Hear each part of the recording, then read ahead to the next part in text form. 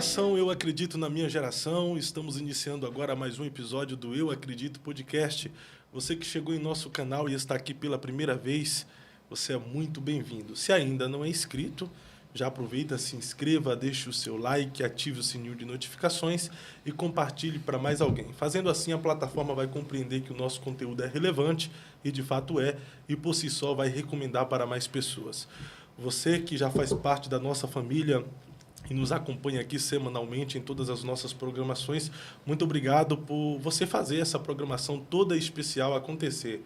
Até porque ela acontece por você, para você e para mais ninguém. Então, nos dê aquela força de sempre, compartilhe para mais pessoas e nos ajude a alcançar, edificar vidas com o conteúdo que nós disponibilizamos aqui a partir dessa rede social gratuitamente para você, para sua casa, para sua família. Toda semana eu tenho convidados especiais aqui. Hoje não é diferente, porque eu recebo nessa mesa um pastor que eu acompanhava pelas redes sociais e ainda não tinha tido o privilégio de conhecer pessoalmente. Mas Deus tem nos proporcionado aí alguns dias de sentar em algumas mesas privilegiadas e eu tenho me sentido muito honrado por isto. E agora eu tenho a alegria e o prazer também de receber na mesa do Eu Acredito Podcast pastor Carl Dietz. É isso mesmo. Muito bom, ó, o sotaque já tá gringo já. Seja bem-vindo ao Eu Acredito Podcast. Fabião, muito bom estar aqui, cara. Obrigado pelo convite. Nos conhecemos realmente numa mesa,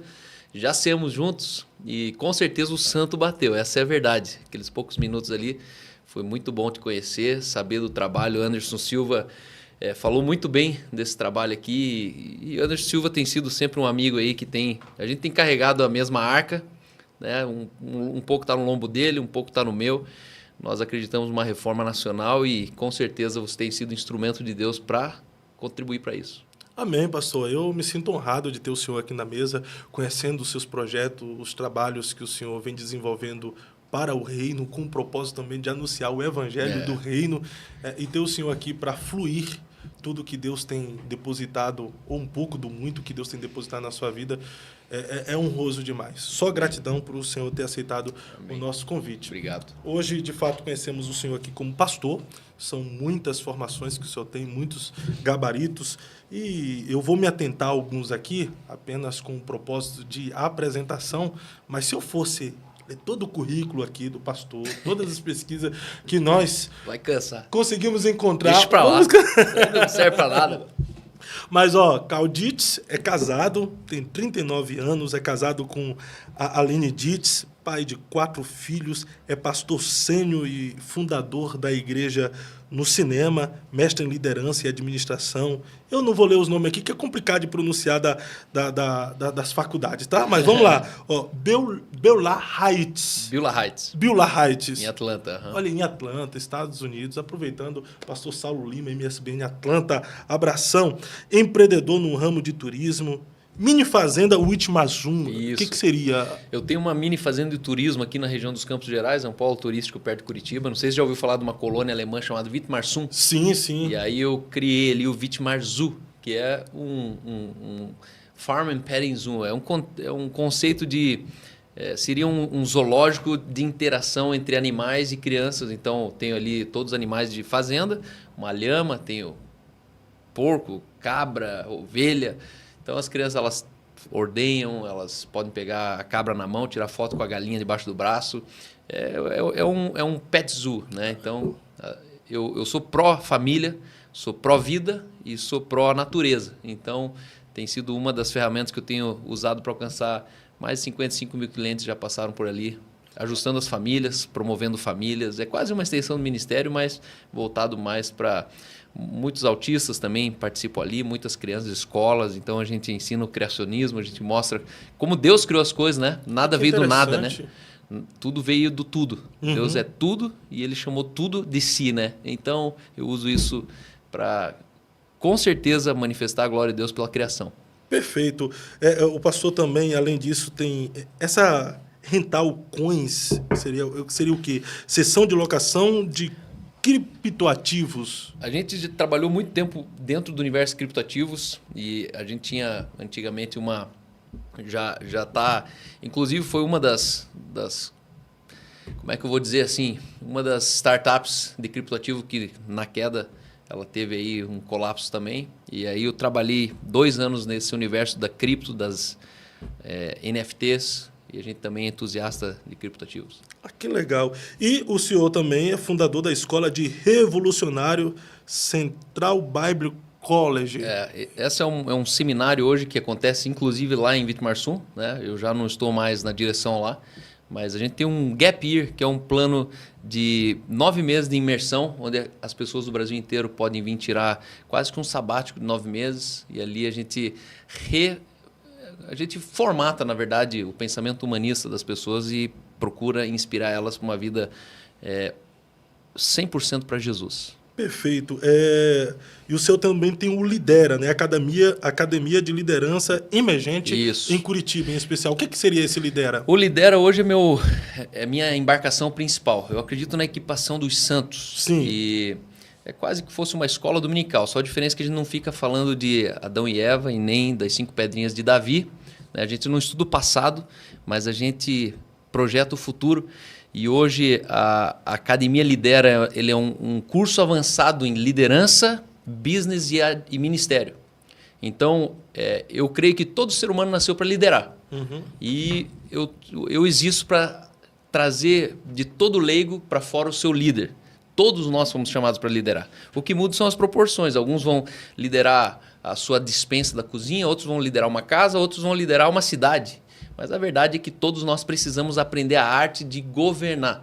E aí a Academia de Liderança hoje já formei mais de 900 alunos presencial, é um plano, um curso de 20 meses, onde todas as quintas-feiras, presencial em Curitiba e online, a gente treina as pessoas em liderança avançada, business e ministério. Então hoje eu sou influenciado por 3 grandes nomes. E eu sou um entusiasta desses ensinos de John Maxwell, em liderança, foi onde eu fiz meu mestrado, em Atlanta. Sim. Bill Johnson, que é a vida no Ministério Sobrenatural. Nós falamos ali sobre 12 sementes de avivamento e a gente chama cada crente para ser um avivalista fora da igreja. E Miles Monroe, que é a minha base hoje filosófica, teológica, que é o reino de Deus. E eu acredito que foi a única mensagem que Jesus trouxe e falou, foi para isso que eu vim, para anunciar o reino de Deus. Jesus não pregava teologia. Uhum. Jesus não pregava salvação. Né? Eu nunca vi Jesus terminando um culto falando, quantos querem aceitar Jesus? Né? Jesus estava ali, ele podia falar, quantos querem me aceitar? Jesus não pregou prosperidade, Jesus não pregou ministério sobrenatural, ele pregou o reino de Deus. E aí a gente precisa se atentar, porque você pregar o reino de Deus, você está pregando sobre prosperidade. Você pregar o reino de Deus, está pregando salvação. Mas quando você prega o evangelho da salvação, você não anuncia o reino. É parcial. A pessoa ela fica com uma fração, mas ela não pega a realidade do reino. E a verdade é que nós devemos ao mundo um passaporte. E esse passaporte é da nossa cidadania celestial. Os assembleanos, os Brasil para Cristo, as igrejas mais tradicionais, elas têm a consciência maior da eternidade. A gente cantava, né? Sou forasteiro aqui, em terra estranha estou. E hoje, dentro das igrejas cool, as igrejas que mudaram a forma, elas não têm mais os olhos cheios da eternidade. E eu acredito que a gente precisa desarmar os inimigos de Deus. Os inimigos de Deus são crentes que amam o mundo. Não é o diabo. Os inimigos da cruz de Cristo, Isso. né? A Bíblia diz que aquele que é amigo do mundo é inimigo de Deus e ponto final. Então, não é o diabo o inimigo de Deus, não é o pecado o inimigo de Deus, não é a carne que é o inimigo de Deus. Quem que é o inimigo de Deus, Cal? É um crente terreno. É um crente que conhece a salvação, que vive o reino, só que na prática ele é um franguinho. Na prática ele vive igual que qualquer outro, Sim. Porque ele esqueceu que ele tem uma cidadania celestial. Quando nós entregamos um passaporte, eu, por exemplo... não sei se já posso começar a minha história. A gente vai entrar nela. Tá, então beleza. Porque para o senhor exercer tudo isso e administrar tudo que o senhor tem, é necessário também uma capacitação. Não só divina, não é só um chamado, não é só uma vocação, né? Aí você matou a charada. É porque aqui tem uma capacitação. Pedagogia, educação física, teologia, mestre em liderança, IADM, administração, agente imobiliário, coach... coimalogia, eu não conheço coimalogia. Coimalogia é um curso que eu fiz que é de comunicação imagética cerebral. E é um mestre aqui de Curitiba, um cientista, neurocientista, Dr. Lúcio Toassi. E ali eu aprendi que todo sofrimento é uma lembrança. Todo sofrimento é uma lembrança. Então, se não tem a lembrança, você não sofre mais. Seria o mesmo que traumas? É mais profundo que trauma, porque o trauma ainda foi uma coisa externa que te afetou. A lembrança é uma coisa interna que você cultiva ela e não percebe. Sim. Né? Então, o cérebro ele precisa da substituição imagética dessa lembrança. Uhum. E é quase a arte de você esquecer alguma coisa. Como que faz para esquecer algo? Né? Já percebeu que tudo que você esquece, você não sofre com aquilo? É. E a maioria das pessoas elas estão presas a uma lembrança. Só isso. Você mudou a lembrança, você adentrou no futuro. A coimalogia. Então, coimalogia estuda isso. Estuda então, isso. Novo, não... E é 100% bíblica. Esse professor ele não é crente, mas cada vez que ele ia falando, eu ia abrindo os textos bíblicos e falando, não, isso aí já está escrito na Bíblia. Mas isso não trabalha com regressão? Não. Isso trabalha com o que Salomão ele disse assim, ó, assim como o homem se imagina na sua alma, assim ele é. William James, que foi o pai da psicologia, ele era médico. Por incrível que pareça, o pai da psicologia era um médico. E ele disse que na sua geração, a maior revolução que ele encontrou foi o homem podendo se tornar o que ele quiser a partir do seu cérebro, da sua mentalidade. Então, hoje eu creio nisso porque Salomão falou isso. Assim como o homem se imagina na sua alma, assim ele é. Essa é a indústria de pecadores que a religião criou. Você cresceu numa igreja te chamando de pecador, não cresceu? Sim. Por isso você continua acreditando que você é pecador. Mas o senhor não acredita que... Eu já não sou. Depois que veio para Cristo não é mais pecador? Não. Mas não entra naquela questão de pecador inverterado e pecador arrependido? Tipo... É bem simples. Se eu sou pecador depois que eu vim para Cristo, a obra de Cristo foi incompleta. Não foi suficiente. Só que o que me faz pecador? Pecar? Sim. Então Eva era pecadora antes de pecar. Por que Eva pecou? Aí é o ponto. Nós estamos mundanizados. Por quê? Porque quem define o homem a partir do que ele faz é o humanismo. Você é o que você faz. Se você fizer coisas feias, você é muito feio. E se você fizer coisas grandiosas, você é muito grandioso. Não, mas tem muito picareta fazendo coisa grande. Fazer uma coisa certa não te torna justo. Fazer uma coisa justa, sendo tudo errado, não te torna injusto. E aqui que está o grande bug do sistema. Uma coisa que eu aprendi com um mentor meu, que ele diz assim, ó, a medicina, ela produziu os doentes. A indústria de doentes vem da medicina, porque o médico fala que você está doente, você coloca esse rótulo, é sentenciado e a partir dali você consome a indústria farmacêutica, porque você é doente, você precisa. Então você acreditou no médico. A religião criou os pecadores, porque se não falasse que você era pecador, você nunca ia se enxergar um pecador. E a matemática criou os ingratos, que se a gente não fizesse conta, estaria todo mundo feliz, com cada um com o que tem. E aí, o que eu entendo? O humanismo, ele trata você a partir do que você possui e do que você produz. O reino trata você a partir do que Deus diz que você é. Nós somos o que Deus diz que nós somos, ponto final. Tá, e se eu viver tudo o contrário disso? Eu continuo sendo quem Deus diz que eu sou. Só não desfruto do que Deus diz que eu sou. E se eu fizer a mais, muito além do que Deus diz que eu sou, o que eu vou continuar sendo? O que Deus diz que você é. Então, assim como fazer um bolo não faz de você um confeiteiro, pecar não faz de você um pecador. É simples isso. Nós somos santos. Porque o que nasce de cachorro é cachorro, o que nasce de vaca é vaca e o que nasce de Deus é divino. Agora a gente pega a perfeição da divindade. Você diz que é nascido do Espírito, você diz que é nascido de Deus, mas você ainda continua acreditando que você é igual a Adão. Não, você não é igual a Adão. Você é igual a Cristo. Nós somos a descendência do último Adão. Por isso, se alguém está em Cristo, ele não é uma nova criatura, sabia disso? Não é? Não, está errado. Mas Paulo não disse aquele que está em Cristo, nova criatura é, as coisas velhas diz, passaram? Essa é em português. A Bíblia no original diz se alguém está em Cristo, ele é uma nova criação. Não uma nova criatura. A palavra criação ali vem de protótipo. Se eu sou uma nova criatura, eu sou a mesma coisa reformada. Imagina um Fusca velho que você tinha, aí eu te vejo na rua e falo, ô Fabião, trocou de carro? Você fala, não, aquele Fusca lá mesmo. Pô, mas tá bonito. Eu dei uma pintada e tal. Só que aquele Fusca, ele continua sendo Fusca, ele não voa.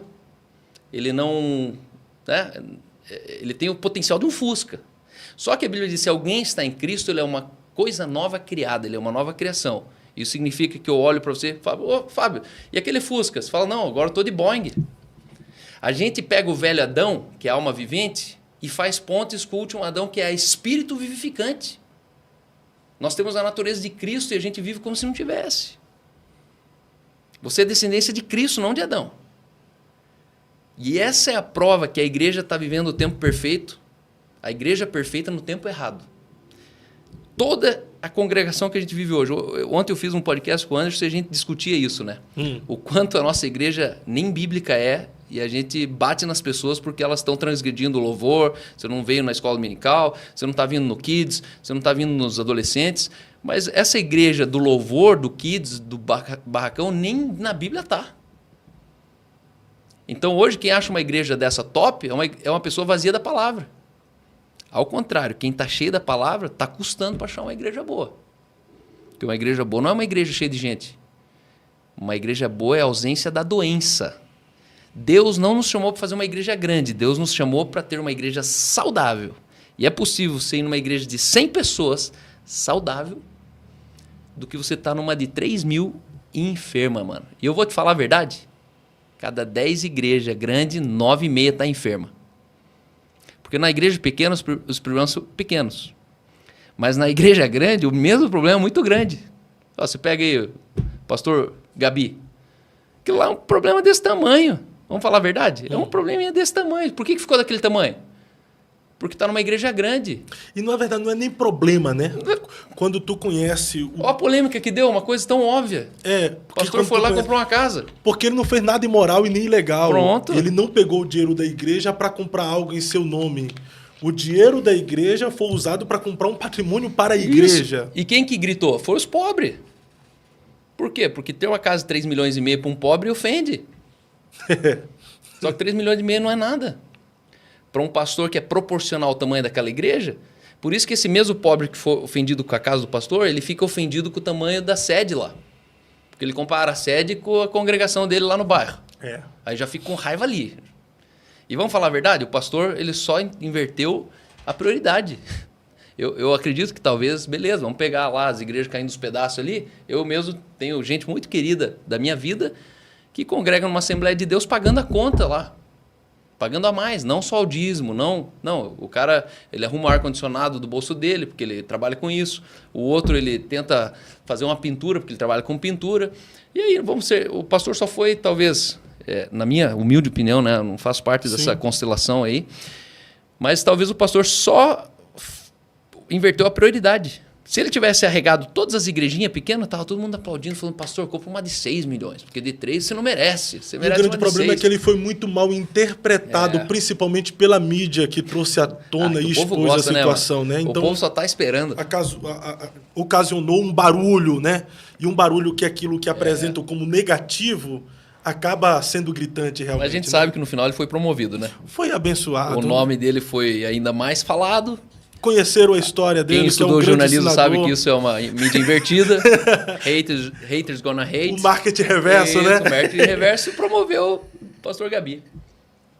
Concluindo aqui, treinador certificado pela equipe de John Maxwell. Isso. Mastermind. O que seria? Mastermind. Mastermind é de Napoleão Hill, é uma fundação. Desde 1800 esse cara escreveu alguns best-sellers, como Pense em Riqueza. São vários livros que, na verdade, quando você lê, você espreme Salomão desses livros.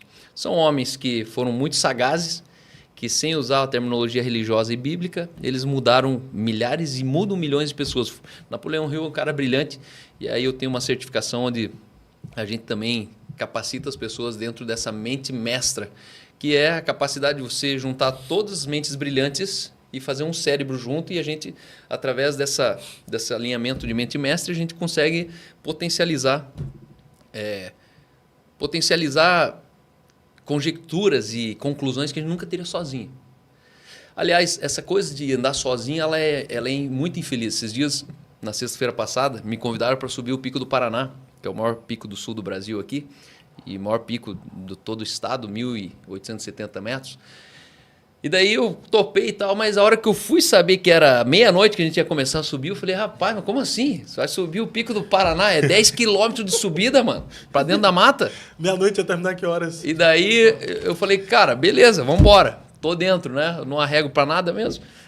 Mas quando eu cheguei na frente de onde a gente se encontrou, eu falei assim, pessoal, tava em 12, assim, eu falei assim, quem aqui tem coragem de fazer isso aí sozinho? Aí ninguém levantou a mão. Eu falei, mas ninguém teria coragem de subir sozinho o pico? E como é que vocês estão fazendo eu ir com vocês?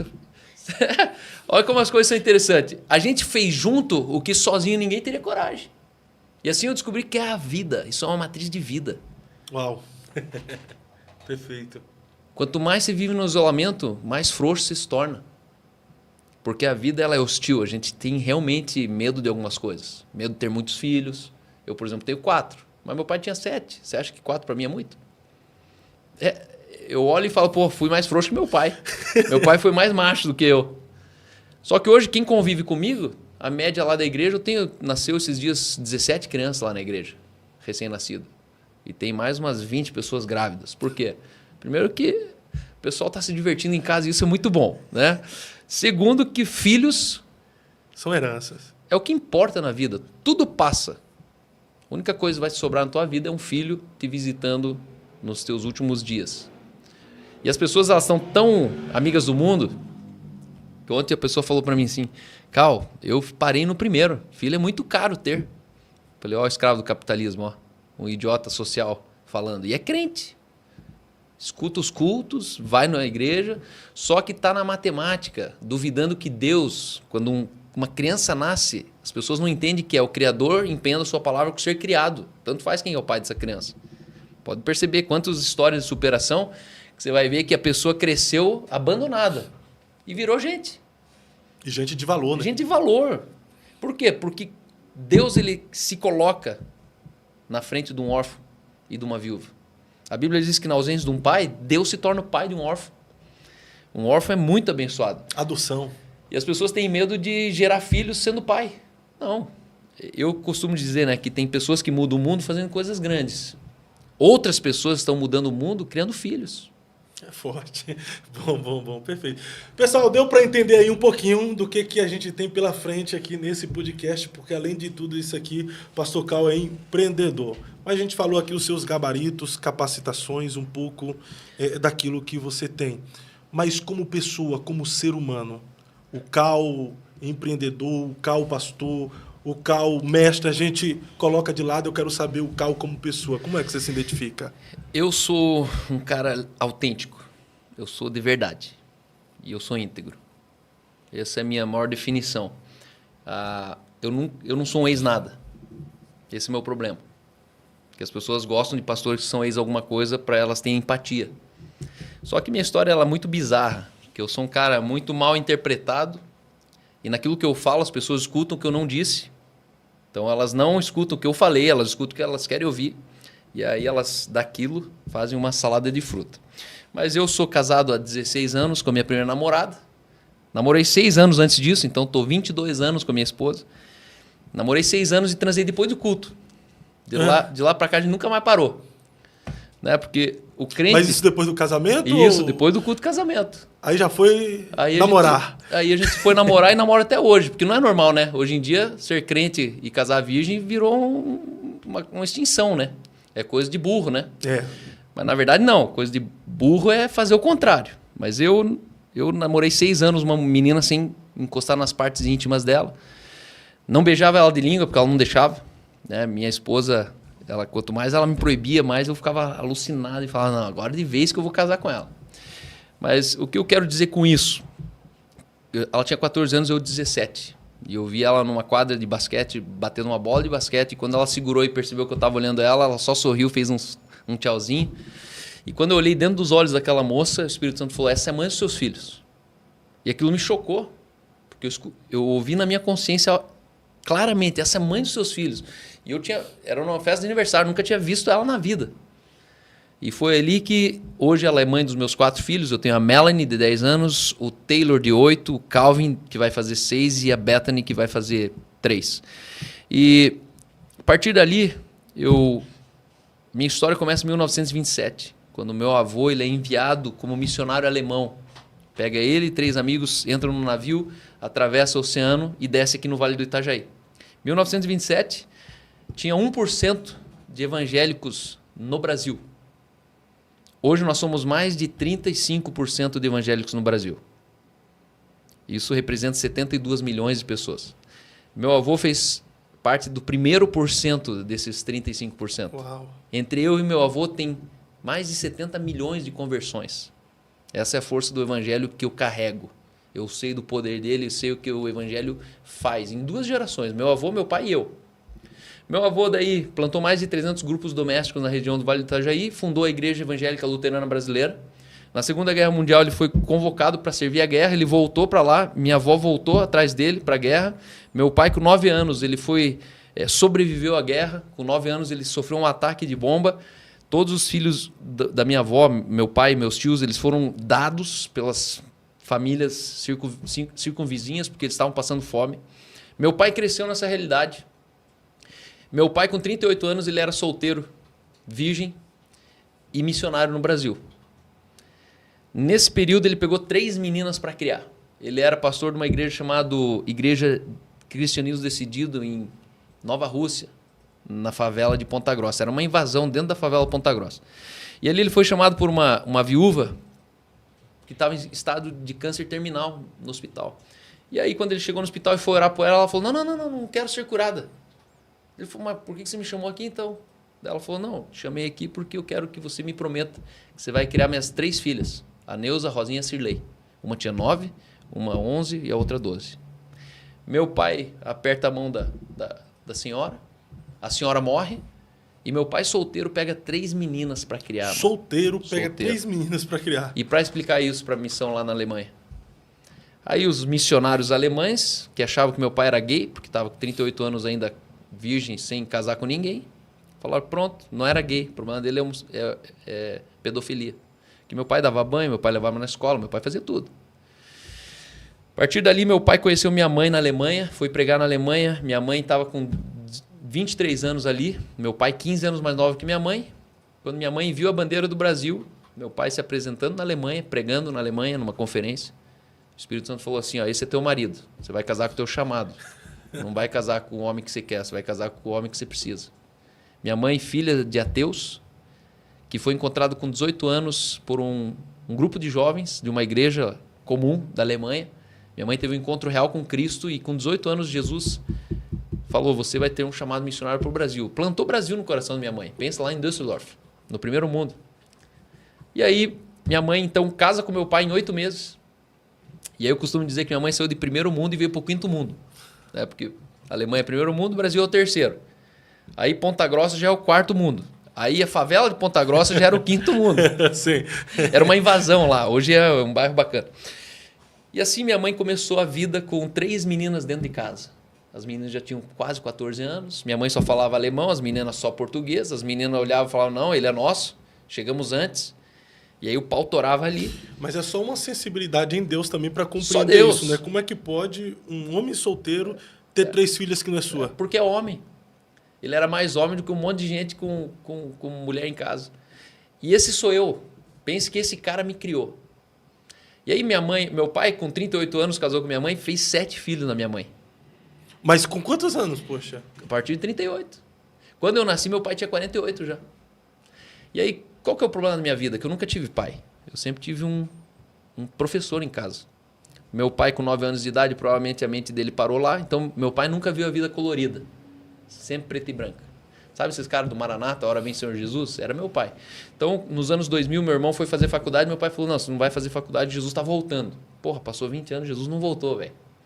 Meu irmão mora na Alemanha, carrega esse trauma até hoje. E como meu pai sobreviveu à guerra, então...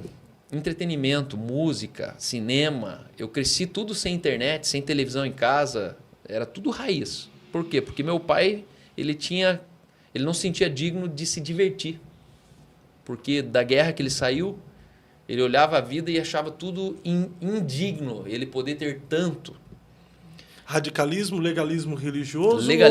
Legalismo. Meu pai foi legalista. Só que meu pai, com 18 anos, serviu o exército alemão. Com 23, ele foi para um seminário na Suíça, em Criciúma, na Suíça. É um dos seminários teológicos mais antigos do mundo. Meu pai se formou lá. Esse é o mestre da minha vida. Depois disso, meu pai foi pastor de 5 denominações. Ganhou a conta nas 5 denominações. Né? No tempo, naqueles anos lá, hoje em dia pastor é mais picareta ainda. Ele pode abrir seu próprio negócio. Mas naquela época, meu pai era inocente. Então ele foi ser escravo de igreja. Pastor de igreja, contratado. Então, a carro era da igreja, a casa era da igreja, a escola era da igreja, os amigos da igreja e a renda da igreja. Então, quando o pastor daquele perdia o emprego, ele perdia o carro, a casa, a escola, os amigos e se ferrava. Perdia tudo. E 5 vezes meu pai entrou nesse buraco com 7 filhos.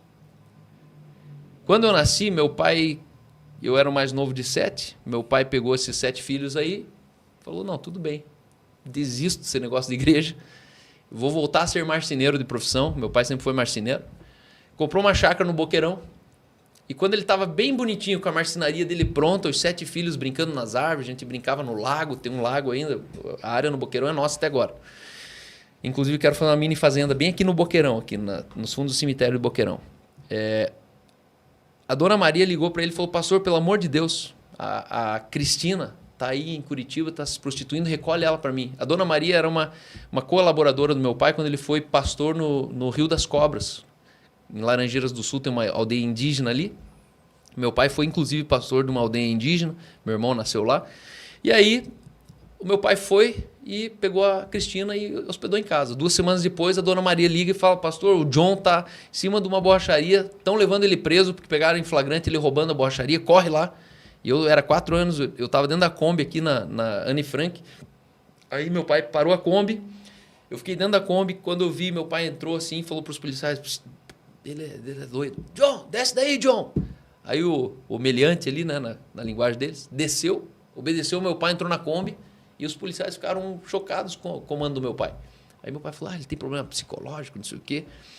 Resumindo, por 21 anos, mais de 8.000 pessoas moraram lá em casa. Caramba. A gente era uma comunidade de 50 pessoas, 9 da nossa família, eu, meus 7 irmãos, meus 6 irmãos e eu, mais minha mãe e meu pai, e sempre 40 pessoas. O senhor cresceu nesse contexto, então? Num submundo de um país de 3º mundo. Ali eu cresci com aidéticos, sifilíticos, cancerosos, travestis, mães solteiras, fugitivos da polícia, traficantes, procurados. E a gente era os obreiros daquilo ali. Então eu conheci o lado obscuro, onde a religião não funciona. E eu vi meu pai tentando mudar as pessoas com a religião e não funcionou. E hoje eu sou um antirreligioso. E hoje eu descobri que a religião é a pior força que existe na face da terra, porque é a única força que divide pai de filho, sogro de nora. Política não divide tanto. Capitalismo não divide tanto. Ideologias não divide tanto, mas religião, irmão, quando você vê assim, ó, uma casa dividida porque um crê nisso e outro crê naquilo, isso é uma vergonha. Isso é uma vergonha. Isso não é reino. E a religião foi a única força que Jesus ele não amou. Jesus ele se relacionou com todas as classes, o bandido, a prostituta, o safado, o picareta e tal, mas o único que ele confrontou foram os religiosos.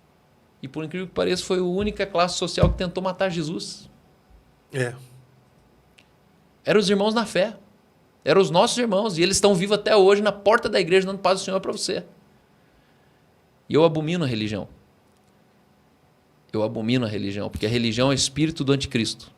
A Bíblia diz que temos que ser um para que o mundo creia. A religião sempre quer fazer a gente ser 2. Mas quando tu fala assim, eu abomino a religião, Deus odeia a religião, isso dá um nó na cabeça de algumas pessoas neófitas. Pelo seguinte, as pessoas têm ideia que a religião é a igreja, que a religião é a instituição, que a religião é o evangelho, que a religião é Jesus. Entendeu? Tem uns que falam que todas as religiões levam a Deus, porque não entende. Como a gente consegue diferenciar a religião do evangelho de Jesus? É bem simples. Se religião fosse boa, não tinha um monte. Tinha uma só e estava suficiente. Mas já percebeu que a religião de dentro de uma sai 10? E a prova disso é que no Brasil hoje tem mais de 10.000 denominações. Sabia disso? Mais de 10 mil denominações. Isso é prova de que a religião ela continua entre a gente não percebe. Deus não está nas denominações, sabia disso? Não está. Aonde Deus está? Deus está em alguém. No reino dentro de nós, que é justiça, alegria e paz. O que é religião? A palavra religião é religare. A gente não está se religando para Deus. A Bíblia diz o contrário. Ele nos amou antes. Ele nos amou primeiro. A gente não está religando as pessoas em Deus. A gente está só contando para elas que Deus está ligado nelas. Isso foi o Pentecoste, quando sobre toda a carne foi derramado o Espírito. Sabia disso? Não é sobre os crentes. Toda carne. Toda a carne. O bandido na cadeia tem um espírito sobre ele. A prostituta na esquina tem um espírito sobre ela. Só que esse espírito ele está latente, ele está inativo. É igual uma TV na tomada, mas você precisa do controle para aparecer a imagem. Isso é nascer de novo. Só que as pessoas já estão cheias de Deus, senão a glória continuaria fulminando a gente, sabia disso? Antes da cruz, a presença de Deus matava as pessoas. Por isso que ela é restrita ao sacerdote. Depois da cruz, perceba comigo, por que um véu no meio de uma crucificação inesperada para nós, né? Do nada rasga-se um véu, cara. Que história é essa do véu? Ninguém conta para nós o que significa o véu. O que significa? É o véu de dentro do Santo dos Santos lá no tabernáculo. No tabernáculo tinha um véu que dali para frente só o sumo sacerdote entrava. O santo para o lugar santíssimo, né? Por quê? Porque naquele lugar, lugar de morte. A glória, a presença plena de Deus estava ali. E o sacerdote entrava com a estola cheia de sininho. Por quê? Porque se eles parassem de ouvir o sininho, significava que o cara tinha empacotado. A presença de Deus, ela corria risco de vida quem estava nela. E aí, a Bíblia diz que o véu é rasgado de cima e embaixo. Então, foi uma obra de Deus com a humanidade, não foi a obra da humanidade para com Deus. Porque esse detalhe é importante, foi rasgado de cima e embaixo. E ali se cumpriu o que diz que toda a terra se encheu com o conhecimento da glória de Deus. Antes da cruz, a glória fulminava. Depois da cruz, a mesma glória, ela vivifica. Quanto mais na presença de Deus eu estou, mais vivo de lá eu saio. E essa glória está por toda a terra, todo palmo quadrado no mundo. Por isso que é estupidez você olhar um palco de um imóvel e falar assim, não, isso aqui é o altar de Deus. Não, o altar de Deus é você. É alguém. Deus habita lugares, Deus não habita, Deus habita pessoas, não habita mais lugares. E a Bíblia diz isso. Ele não habita mais em templos feitos por mãos de homens. E por que a gente ainda põe nome no templo? Uma das coisas talvez mais difíceis de a gente perceber o quão antigo a gente está é que a gente ainda escreve igreja numa parede. Quando a gente devia escrever igreja numa testa, tatuar aqui na testa, igreja, eu sou a igreja. Porque igreja não é um lugar. Só que se eu coloco igreja na parede, eu estou dizendo para meus filhos desde a infância que a igreja é lá. Hoje você encontra os mendigos no centro de Curitiba, sabe a primeira coisa que eles falam para você? Que eles estão longe da igreja. A maioria deles, o nome deles é Daniel, Misael, Ezequiel. 80% dos mendigos são ex-crentes, sabia disso? Sim, sim. Eu vi até algo esses dias aí que alguém estava falando para os pais crentes, quando for colocar nomes bíblicos para os filhos, ensinar também os princípios, porque ele tinha acabado de ser assaltado por Pedro. Olha, o Pedro assaltando. E aí, note comigo, esses caras eles são renascidos, sabia disso? Eles tiveram encontro real com Jesus. Eles oram em línguas, eles cantam, eles fazem o culto. Se você começar a tocar ali, eles pedem o violão emprestado e eles continuam tocando você. Tem dons, né? Tem dons. Eles são homens de Deus. Só que a arrogância deles levou eles lá naquele lugar, porque o fim da arrogância sempre vai ser isso aí. Eu costumo dizer o seguinte, existem 2 tipos de pessoas falidas no mundo. 2 tipos. Guarde isso. Isso aqui é libertador, pessoal. 2 tipos. Quais são? Primeiro é o ignorante. A Bíblia diz, vocês erram porque vocês não conhecem. Deus, ele falou para o seu povo, o meu povo é destruído por falta de entendimento. Putz, então não é o diabo? Não é obra das trevas? Não é o pecado e a carne? Não. O maior inimigo do homem é a ignorância. Guarde isso. É o único. Todo o resto está subjugado. Pecado não é um problema mais para Deus. Carne não é um problema para Deus. Demônios podem nada contra Deus. Sabia disso? Demônio, ele vem para roubar, matar e destruir. Mas está escrito aonde? Que demônio pode matar, roubar e destruir? Isso é uma das maiores falácias que entrou no coração da igreja. O contexto é os falsos mestres, né? Os falsos ensinadores. Se chama cleptes. o ladrão vem para matar, roubar e destruir. O ladrão é aquele perfil do Instagram, daquela mulher gostosa que você segue todo dia, uma frequência da mentalidade daquela mulher entra no coração de muitas mulheres. Esse é o ladrão. É aquele coach que você escuta, o homem sem Deus, cheio da sabedoria da terra, que terrena, animal e demoníaca. A sabedoria do mundo, ela é terrena, animal e demoníaca. Esse cara não é renascido, é uma alma vivente latindo. E os crentes comendo com farofa o que fulano de tal está dizendo, o que o coach tal está dizendo. É um ensino falso que entrou na tua casa e te divorciou. Entrou na tua casa e te arrebatou dos teus filhos. Porque, vamos ser honestos, se Satanás tivesse um dia o poder para matar, roubar e destruir, teria alguém vivo? Não. Então ele não pode. E eu vou falar a verdade para vocês aqui. Satanás só pode aquilo que você pensa que ele pode. Mas tudo isso também não seria uma influência no mundo espiritual do próprio Satanás? O Satanás, ele é atuante. Ele precisa de um templo. Tanto Deus quanto o diabo, eles são espíritos, certo? Deus é espírito. Uhum. Então, Deus, ele precisa de um corpo para se relacionar com a criação. Sabia disso? Uhum. Deus, ele não pode sair arrumando o asfalto, colhendo a macieira na maçã para levar para o Ceasa e pôr na... Não. Deus, ele depende de alguém para se relacionar com a criação. Da mesma maneira, o diabo depende de um corpo para interferir na criação.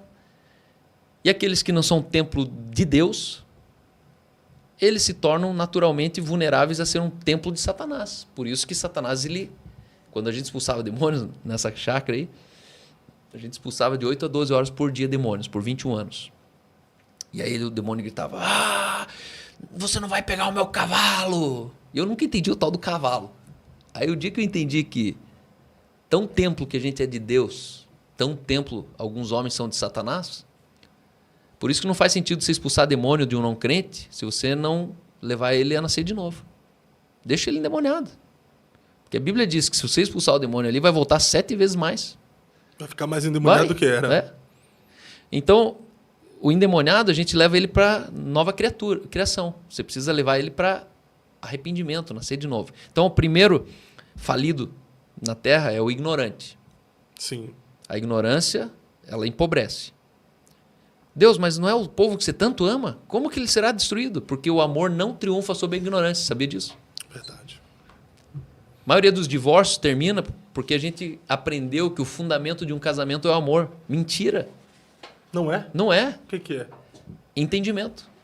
Provérbios diz, com sabedoria, entendimento e inteligência se constrói um lar.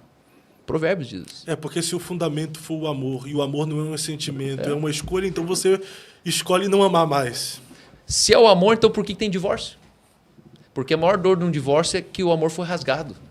Se as pessoas não se amassem, um divórcio seria bem gostoso. Entendeu? Verdade. Não é uma lógica tão profunda. As pessoas sofrem com o divórcio porque o amor está lá, e é o amor rasgado no meio. E aí você olha e fala, mas por que vocês estão divorciando? Aí você chega num ponto que você fala assim, cara, vocês são muito burros. Vocês não sabem se respeitar em casa, vocês não sabem colocar o café um pro outro, vocês não sabem ter um diálogo sem levar a voz, vocês não... Falta cultura. E eu vou te falar uma coisa, eu já viajei 42 países, fora na maionese, né? Às vezes eu viajo bastante na maionese, mas fora isso eu viajei 42 países. E eu sou um cientista de igreja. Nesses 42 países eu visitei igreja em todos que eu fui. Muitas igrejas. Visitei as principais igrejas do mundo hoje para entender o que não é igreja, né? Descobrir o que não é igreja. E aí, quando você começa a ver outras culturas, naturalmente você começa a perceber que o problema do Brasil não é espiritualidade. Espiritualidade nós temos. O que falta é cultura. Só. O problema da igreja brasileira é cultura. Se tiver pai, mãe em casa, a gente já estaria na frente do resto do mundo. Só que hoje, para as pessoas, tem muita espiritualidade, mas falta escola, falta o pai, falta o vô que não fica abusando do neto, passando a mão na neta, falta livro, falta acesso, falta educação cívica, moral. Aí você vai para os países desenvolvidos, lá tem tudo isso. Só que lá falta uma coisa. A espiritualidade que o Brasil tem. Aí eu vou te falar, vamos pegar agora, aonde tem o maior contingente de ateus? No país desenvolvido ou subdesenvolvido? Desenvolvido. Desenvolvido. E aonde que tem o maior número de crimes populares? Então tem alguma coisa errada. O fruto do ateu não é o crime social. É abuso doméstico, desemprego, crime. Né? Na Alemanha, um policial ele usa 1 bala por ano, no máximo, de munição. Eu tenho amigos lá que são policiais, eles falam, a gente chega a usar uma arma, um tiro no ano. É a média de um policial alemão. Mas como que pode um país que é ateu não ter tanto ladrão? E um país que é cristão? E um país que... América Latina, África, os países que tem mais evangélico tem uma maior bagunça, mano. Principalmente na política. Porque espiritualidade não traz educação. Caramba. E a gente precisa trazer educação. Por isso que o Lidera existe. Eu coloquei diante do Senhor, faz 11 anos que eu faço Lidera. E o Lidera é equipação aos santos. Eu estou fazendo o que, infelizmente, a vida não proporcionou para os brasileiros. Tanto que ali eu falo sobre comunicação interpessoal, mobilização de recursos, mobilização de pessoas, produção de emprego, como transformar uma ideia em dinheiro. Tudo para crente. É Bíblia o tempo todo. Então, uma quinta-feira é Lidera Bible School, que eu falo sobre Bíblia, Reino de Deus, Ministério Sobrenatural. E no outro, eu falo só sobre liderança e gestão, liderança e administração. Eu chamo para fora o cara falando, cara, quer saber? Eu não posso mudar meu passado. Mas só eu posso definir o meu futuro. Perfeito. Algumas coisas me chamaram a atenção aqui no que você falou. Primeira coisa, a respeito da igreja. Falou que nós somos a igreja. Então, por que a necessidade do ajuntamento? O senhor faz ajuntamento. Eu faço ajuntamento. O senhor faz ajuntamento. Uhum. O senhor disse que nós deveríamos colocar... Tatuar na testa. Na nossa testa. Não nós não somos o membro que compomos a igreja, por isso o ajuntamento para se tornar a igreja? E esse membro é do corpo de Cristo, não do presbiteriana, do batista, da Assembleia de Deus. Entenda uma coisa, quem tem membro é religião. Sim. O reino de Deus tem cidadãos. E aí, por que eu preciso me membrar a uma denominação? Porque você precisa fazer um voto que você vai entregar teu dízimo ali. E aí é um sistema organizado. Eu vou fundamentar mais isso que eu falei, porque ficou meio solto, né? Deus não está nas denominações, isso eu aprendi de alguém. Um dos homens mais importantes vivos na Terra hoje se chama Irmão Yun, o homem do céu. Já ouviu falar desse chinês que foi... O Yun é da igreja da Coreia, não, né? Não, aquele lá é o Yug-Cho, né? Paul Yun-Cho, né? Isso. Que é o filho do David Yun-Cho. Não, o irmão Yun é o brother Yun, que escreveu o livro O Homem do Céu, um best-seller. Ele já esteve no Brasil pregando e ele é um cara que... A igreja chinesa... Aí eu lembro dele agora. Ele foi o que repreendeu o Brasil pela falta de reverência. Isso. E aí a igreja chinesa é a igreja hoje underground, a igreja subterrânea que mais cresce no mundo. E esse cara é um dos 5 líderes principais dessa igreja. E esse cara foi perseguido, fugiu no meio do casamento dele, ele celebrando o casamento dele, ele teve que fugir e matar dentro. Ele foi preso 3 vezes pelo comunismo, foi perseguido, foi torturado, pernas quebradas. E o filho dele é muito meu amigo, mora na Alemanha, hoje eles são refugiados alemães, então minha irmã congrega na igreja deles lá. E aí um dia eu tô na casa do irmão Yun lá, com o Isaac, filho dele, e aí ele pega um chá e vem para a sala. Aí pensa você com um herói da fé vivo na tua frente, só você e ele numa sala, e aí eu lancei uma pergunta. E eu falei, irmão Yun, qual é o dia mais marcante da tua vida? Aí ele falou assim, o dia mais marcante da minha vida foi quando eu fui torturado com as 2 pernas quebradas, eu estava semi-morto dentro do cárcere, e escutei uma voz falando assim, ó, se coloca de pé e sai da prisão. Ele pega com as 2 pernas quebradas, tinham quebrado as 2 pernas dele. Ele se coloca de pé com 2 pernas quebradas. Ele começa a perceber que ele não estava sentindo mais dor e ele começa a andar para fora da prisão. E eram 3 portões. Quando ele vai no primeiro portão, o primeiro portão se abre. O segundo portão estava aberto, os guardas olhando para ele não viram ele passar. No terceiro portão ele fala assim, Deus falou audivelmente para mim, vai e prega contra as denominações, porque eu nunca criei as denominações. E quando ele sai do último portão, tem uma bicicletinha encostada assim numa árvore, ele pega a bicicleta e vaza. E aquilo me chamou muita atenção. Porque eu acredito que a denominação ela tem esquartejado o corpo vivo de Cristo. A igreja é a comunidade da comunhão perfeita. Ponto final. É o corpo místico de Cristo, que não tem nada a ver com uma instituição. Calma, mas você é contra a instituição? Não, porque eu tenho uma. Igreja do Cinema tem CNPJ. Só que... Não seria uma denominação a Igreja do Cinema? Não, porque eu não tenho membros. Eu não certifico eles. Eu não me paternalizo sobre eles. Eu não estendo sobre eles destino. Eu estendo sobre eles alimento. Mas o senhor cuida, pastoreia. Cuido, pastoreio. Só que pastorear é alimentar, não é decidir o destino deles. É aqui que, hoje, quando você chama uma pessoa de pastor, ou isso vai inflar o ego dele, ou isso vai gerar um medo nele. Você faz um teste na tua igreja, fala, ô pastor, tudo bem? A pessoa ou vai se encolher, falar, ui, não, sai fora, eu não. Uhum. Ou ela vai falar, quem diria, hein, eu ser pastor? Por quê? Porque ninguém sabe o que é ser pastor. Outro dia eu estava com o Pablo Marçal, a gente estava pregando num evento junto lá, e aí eu estava na salinha e falei, e aí, pastor Pablo, como é que tá? Ele foi, cai fora, rapaz. Sou pastor não, nunca vou ser. Aí eu ri dele e falei, você não sabe nada, cara. O dia que você souber que você é o que é ser pastor, aí você me responde. O que é ser pastor para o senhor? Hoje o Pablo Marçal tem um culto de segunda-feira lá na plataforma dele, com o Ministério de Louvor, com a pregação. Tem. E ele é pastor.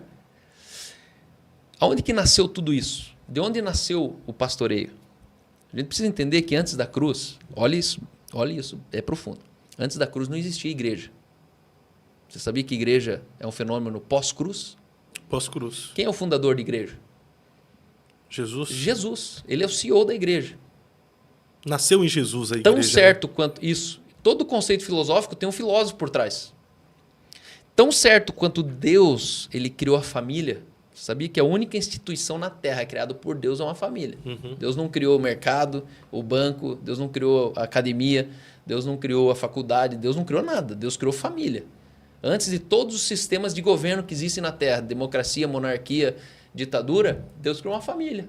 Então, a única coisa que Deus se responsabiliza é por essa instituição que ele criou. Família. Família. Assim também, a única instituição que Jesus criou é a igreja. E a primeira palavra, a primeira vez que ele pronuncia a palavra igreja, ele estava olhando para algo ou para alguém? Para alguém. Para alguém. Tu és Pedro, né? Isso, tu és Pedro. E aí ele diz, sobre essa rocha, sobre essa pedra, eu edificarei a minha igreja. Eu te pergunto, que pedra é essa? Angular. A pedra é a declaração que ele tinha acabado de falar. Quem você diz que eu sou? Tu és o Cristo. Por que ele não falou tu és Jesus? Porque Jesus não é o fundamento da igreja. Cristo é o fundamento da igreja. O Messias é forte.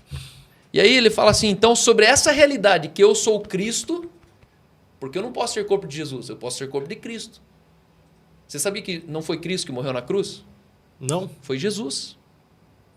O homem. Jesus morreu na cruz. Cristo não morre.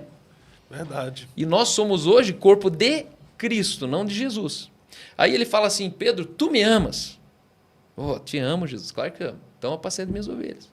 Pedro, tu me amas? Jesus, você está me tirando, cara. Já te falei, cara, te amo. Então apacenta as minhas ovelhas. E 3 vezes ele fala, apacenta as minhas ovelhas. Se fosse 2 pastores de hoje em dia, ele ia falar, viu, apacente lá as tuas ovelhas. As tuas e as minhas. Onde você escutar um pastor falando isso, erga sua orelha. Porque ninguém tem ninguém na terra. A Bíblia chama de supremo pastor. E nós somos ovelha do seu rebanho.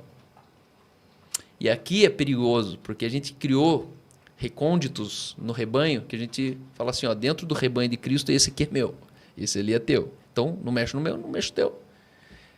E aí, o que é apacentar as ovelhas? A palavra original é alimente as minhas ovelhas. Ponto final. É só alimentar. Não é cuidar? Não é cuidar. Não é se responsabilizar pelas almas, porque Deus vai pedir conta dessas almas para mim. Deus não vai.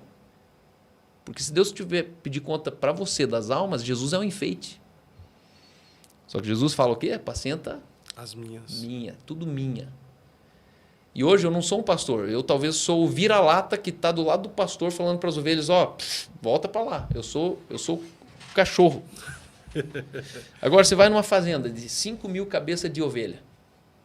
Quando você chegar lá, quem está colocando a comidinha no coxo? O dono da fazenda Pastor. Ou o capataz? Capataz. É o capataz. Pô, mas por quê? Porque é o ofício do capataz. Ó, põe ali, enche o coxo. 2 vezes por dia. Cuida lá, bonitinho. Aí você fala assim pro capataz, ô, bonito, hein? Posso comprar 3.000 cabeças de ovelha? O capataz vai olhar para você e falar o quê? É com o dono. Cara, a gente tem que entender a igreja, cara. Depois da cruz, o epicentro da igreja é a casa, não é o templo. Antes da cruz, o epicentro do encontro era o santuário, era a sinagoga. Depois da cruz, o epicentro da igreja é a casa. E eu creio que cada casa é uma igreja e cada crente é um pastor. E por que o ajuntamento? Porque eles perseveravam unidos na oração. Então o ajuntamento é importante. 100% importante. Então essa igreja orgânica, meio hippie,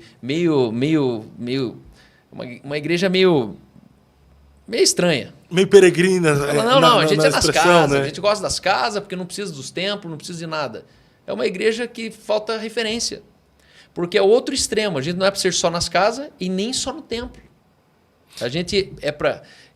O efeito Pentecoste. Em cada alma havia temor. Uhum. Esse é o primeiro ponto em comum entre 2 pessoas que são igreja. Tem muita gente indo no culto sem temor. Ontem a gente fez um evento lá dos homens, da maçonaria lá, antes de ontem, 300 homens. E o cara subiu lá em cima lá, eu tive que sair comprar 100 cadeiras de última hora, gastei R$5.000 para um camarada sentado na noite, olhar pra gente e falar assim, pô, como é que vocês me fazem negócio aqui sem estrutura? Aí o meu diácono, bem treinado, olhou para ele e falou, cara, o que foi? Não, cadê a estrutura? Ele falou, o que você está falando, cara? Desce, pode descer, cai fora, sai daqui, vai embora. O cara chega latindo num evento que era de graça, perguntando cadê a estrutura, sendo que ele chegou 15 minutos depois que começou. Por quê? Porque são pessoas que elas não têm temor, não têm piedade. Sabe o que está estragando a igreja de Cristo? É quando o pastor termina o culto falando assim, traga um amigo. Não, cara, não. Igreja é comunidade da comunhão dos santos. Se é comunidade da comunhão dos santos, é um privilégio dos santos. Quem não é santo não vem para a igreja, cara. Cai fora daqui. Você não é nascido de novo. Você é alma vivente. O que você está vindo? É Fusca andando com Boeing. Sai daqui, cara. Você não voa. Mano, tá fora da casinha, cara. E aí, qual que é o nosso problema? Que a gente faz igreja para qualquer um, cara. Igreja para qualquer um, não me chame lá. Eu não vou. Eu não sou qualquer um. Os nossos filhos estão sendo expostos por qualquer um. Ali está os abusos. Ali está os assédios. E lá na igreja não. Na minha igreja tem um livro-ponto. O cara bate o dedinho para entrar lá. São os santos. São os santos. Tem 3 valores na minha igreja. Integridade, influência e governo. Se você está fora de um deles, cai fora que você não é daqui. Porque uma sociedade, sabe o que é uma sociedade? Antigamente era mais comum isso, né? Tinha sociedade Morgenal, sociedade Água Verde, sociedade Jardim Social. Uma sociedade é uma amostra de um grupo de pessoas que comungam os mesmos valores. Aí você tem uma sociedade. Então eu creio que o corpo de Cristo ele é composto por muitas sociedades. Uhum. Só que isso eu não posso colocar uma placa denominacional.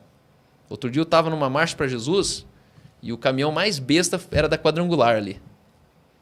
Porque o cara, cada quadra, ele gritava, cadê a maior igreja do Paraná? Esse cara é um besta, mano. Louvor, ministro louvor do idiota. Porque a igreja não tem tamanho. Sabia disso? Não dá para calcular. Coisa mais besta é um pastor chegar e falar, Cal, que tamanho que é a tua igreja? Falou, ué, minha igreja é do tamanho do planeta, né? Porque são milhões de pessoas espalhadas pelo mundo.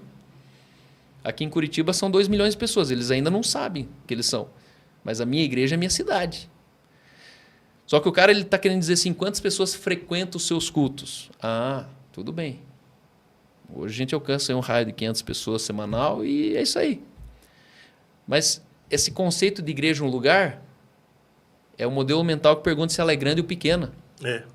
Não existe igreja grande e pequena. Existe igreja saudável e doente. Guarde isso. Perfeito. Chega numa igreja e procura. Essa igreja aqui está doente. As pessoas estão fofocando. As pessoas aqui estão dando em cima uns dos outros. casado. Família desestruturadas. As pessoas aqui elas estão dando golpe um no outro. Fala que vai pagar, não paga. Pô, tá doente. E você pode ter uma igreja doente de 10, 15 pessoas. Tá todo mundo ali se matando. Você pode ter uma igreja doente de 10 mil campos. E eu vou falar a verdade. A igreja de Jesus está muito doente. Por isso que daí a pessoa sai dali.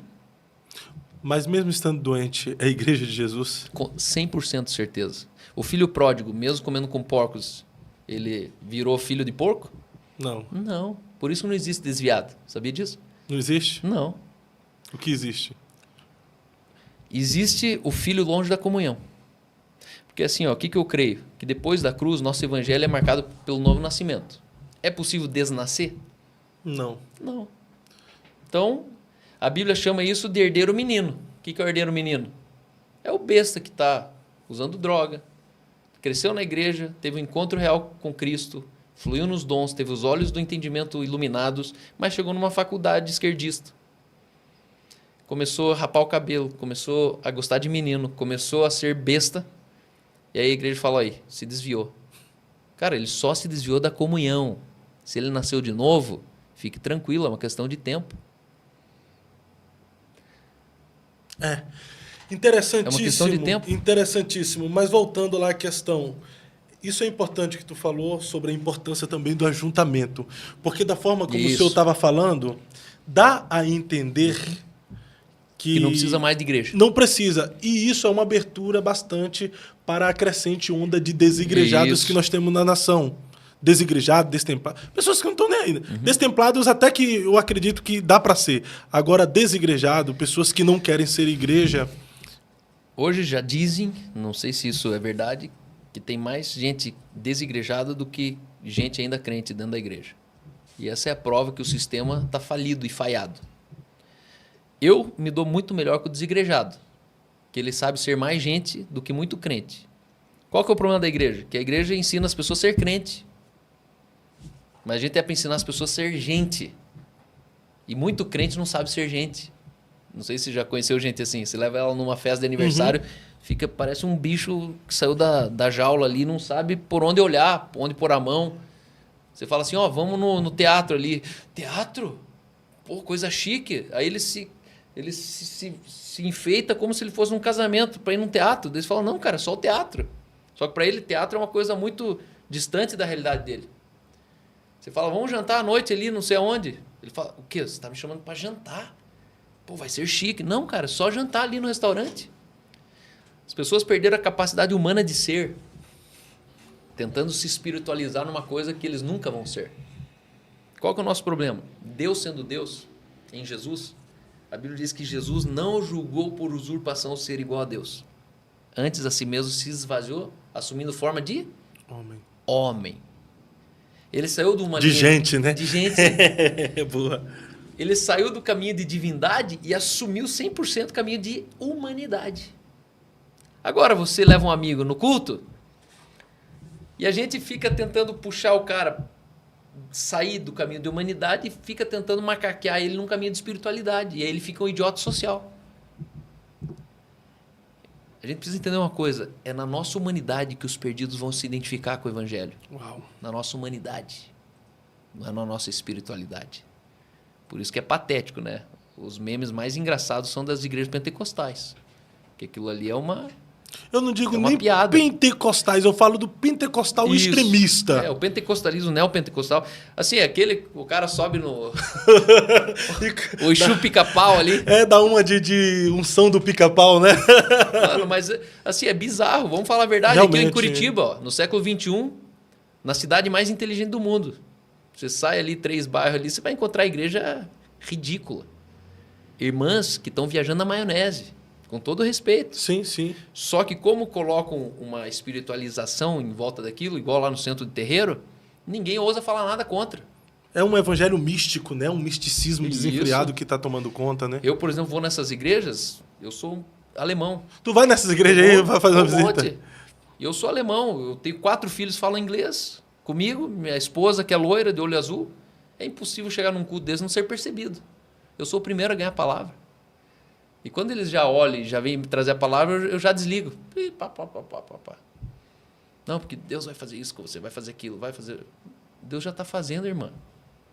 Só que ela julga pela aparência e a pobreza grita dentro das pessoas. Hoje, o evangélico brasileiro tem que entender que pobreza é pecado. E a única maneira de se livrar do pecado é se arrependendo. Se você não se arrepender da pobreza, você nunca vai sair dela. Pobreza é pecado? É pecado. Por que pobreza é pecado? Porque nasceu no Éden. O homem conheceu a pobreza no Éden. Deus falou, não coma daquela árvore do conhecimento do bem e do mal, certamente morrereis. Essa palavra mal, com L, vem de ponos, pênis e poneros. Ponos, pênis e poneros. Conheceu o mal, Adão ali, ele se relacionou com a enfermidade, com a miséria e com a maldade. 3 coisas que o homem não foi desenhado para ter. Eu e você, quantos novos nascidos, a gente não foi desenhado para se relacionar com enfermidade, o homem antes da queda, com miséria, que é a pobreza, e com maldade, que é anti-nossa natureza. Eu e você, a gente não nasceu mal. A gente aprendeu a ser mal. Porque tem gente que, dependendo do endereço, ele nunca vai se tornar mal. Já morando com a outra família ali, o cara se torna um bandidinho com 8 anos. Então, mal é uma coisa que a gente aprendeu a ser. A gente não nasceu mal. Ainda mais depois da cruz. E aí, quando a gente se arrependeu disso, a gente nasceu de novo. E quem nasceu de novo não tem a herança mais de Adão. Por isso, só no novo nascimento, eu e você, a gente ganha a inocência suficiente para não cogitar o mal, que é o amor. O amor não cogita o mal. Ué, Cal, mas o velho Adão não está dentro de mim? Não. Sério mesmo? Você acha que o velho Adão está dentro de você? Então você é um bipolar.